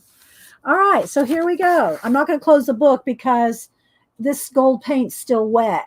But okay, we got our little ship on the horizon. Of course, I haven't done anything. I don't know what I'll do with the sky yet, but I don't have to do anything right now. So here's our little door like this, and you open it up, and there's our little girl with the little gold glow. So that's kind of cool, right? I'll leave it open for now because it's not quite dry. So there's just a quick little whatever. Can continue on. You can make this water. You can make the cross coming into, creeping under the door and trying to grab her, like have one of the tentacles coming around her. And then have a big octopus coming off here. I don't know if I have an octopus handy. Do I have a handy octopus? Where's my book of collage? Where's that book? Oh, let's look in this real quick. Let's see what we got. Because I used the octopus before. Oh, here, Eileen, you want me to put on a pink flamingo for you? Yeah, I stream every Monday and Wednesday, 9 a.m. Eastern, but I usually come on about 8:30. Come on about 8:30 to do a little chit-chat, show any books or anything I got. And then Janet and I normally stream on Thursdays together with a guest. Oh, that might be good. Look, big Yeti. A big Yeti right there. No, I really want an octopus, but I don't know if I've got my book so cut up. I don't know. I'd have to dig through. My cut up part, little bins. But I thought maybe I would just come across, some cactus would be good. Mushrooms, any of this. Look, look at these cactus. Any of those cactus would work there. If I want to make it like a dry landscape, or you could do, a forest of mushrooms, or like I was thinking a sea with an octopus. I don't know if I can find it. Oh, because I use this every, just when I want something, I just go dig through it. Here's the fish. Let's see. Coral. Oh, look. All right. Come to mama. All right, hang on, guys. See if I can fussy cut this real quick, and then bring. Because look, this is torn right there, but I'm going to leave that torn because I'm going to add my own. So here's what I'm thinking. Let's move this. See if we can throw an octopus in this in 5 minutes. And it's a nice orange. It looks red on camera, but it's really oranger. It's more orange, like her hair and everything. It looks red on camera. But all right, I won't take the time. I don't think I'm going to have the time to fussy cut this whole thing out. Let me give it a go. Because what I want to do is I'll paint in an arm. I'll paint in an octopus arm. Okay, let's just do this. I'll just kind of get rid of the excess white around him. And I'll go back. I'm not going to glue him down. I'm not going to fussy cut him out right now. Because what I'm going to do, I'll show you. All right, so I'll go back and fussy cut him later. Because he's going to go right here. But what I want to do is paint in. Have I gone too far? And I can't stand it. I want to cut him out. It's too much white. All right, let's see. It's too much white. It's distracting.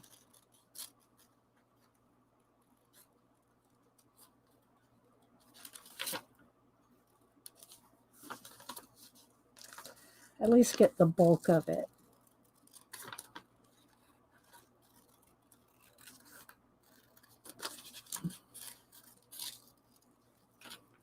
Let's just get some of it. I won't get all of it, but the white's too distracting to me if I'm not painting it in, if I'm going to fussy cut him out. So if I'm going to fussy cut him out later, but I want to paint in that one tentacle that's reaching out for her. And I have to kind of have him a little more cut out. Okay. All right. So we'll cut the rest of that out in a little bit. I could also have this shell. Remember, I had that idea of the shell too. Do I want them? No, because he's too, I don't know. Maybe. We'll see. Maybe he'll be coming out of this shell. That might be too much. You may not need that. But we have the option. But right now, what I want to do is just kind of figure out he's going to be placed kind of right here. And what I want to do is where's that sienna color I had? Yeah, here. Let's get under a little bit different brush. I need a flat. Here we go.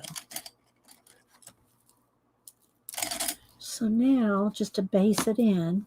So, and I can always move him, place him exactly back where I want him. But I want to,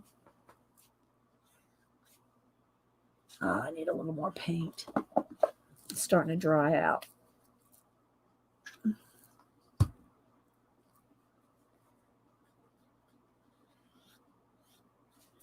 then I'll put the little tentacles on it too, the little suckers. But what I want to do is come across here.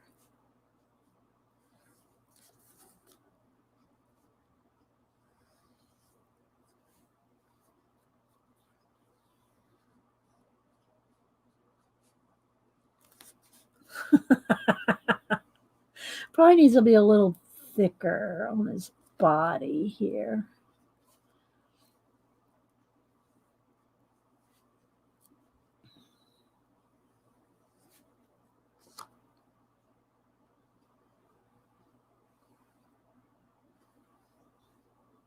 He's going to be wrapping his tentacles around her like this. Okay. So now I need like some cream color or even the gold color. Let's see. Maybe a little yellow ochre just for a little. Yeah, I was going to do it with the back end of my brush, but that may be too big too.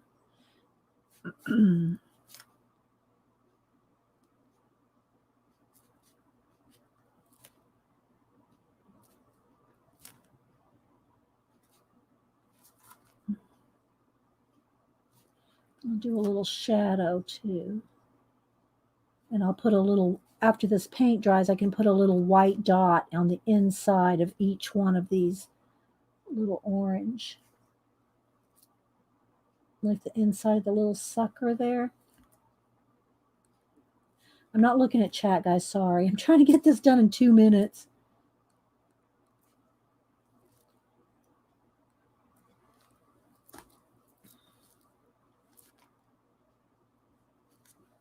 All right, and then a little bit of a shadow. Let's clean this brush.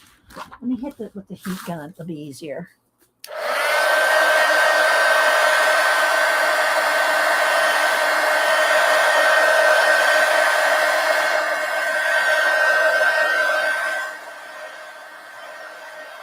I'm going to just add a little tiny, where's my little brush? Let you go, thin brush. And a little bit of black to that. Give it a little bit of shadow. Let me glance over at chat. Hi, Shadow Lane. Anybody else I missed? Okay, so now what I'm going to want to do is just a slight little shadow in some places, just to give it a little more dimension.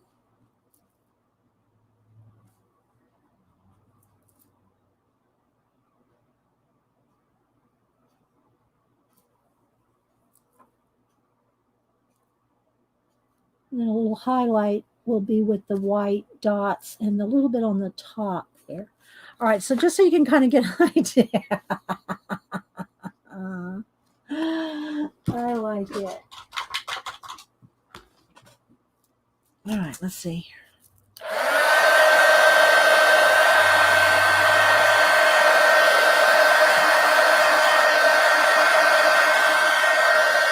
And probably where I'm attaching him, I'll make that a little bit more anatomically correct there. But now what I want to do is, it might be still wet. Let's see if I can do this. I want to ruin my Posca with wet acrylic paint.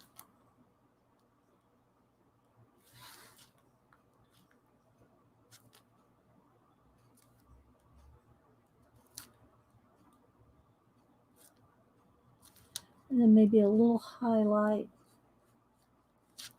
in a couple places.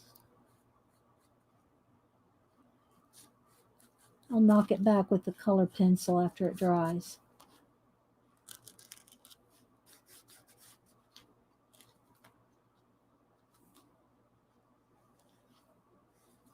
So it won't be stark white. All right, I gotta stop.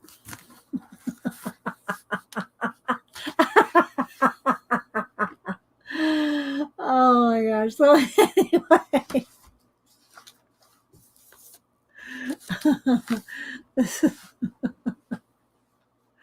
And when these are cut out, they're going to look thinner.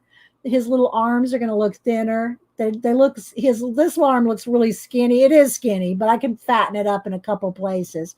But these are going to look thinner once I cut them out. And maybe even some glowy eyes. Well, it was fun to do anyway. All right, guys, I'm going to head out. I hope you like this, and maybe we'll add a shell. I don't know. Maybe we could add a shell. I don't know if we need to. Maybe not this big of a shell, but maybe a little shell right in here. Maybe just cut this one down. Like that.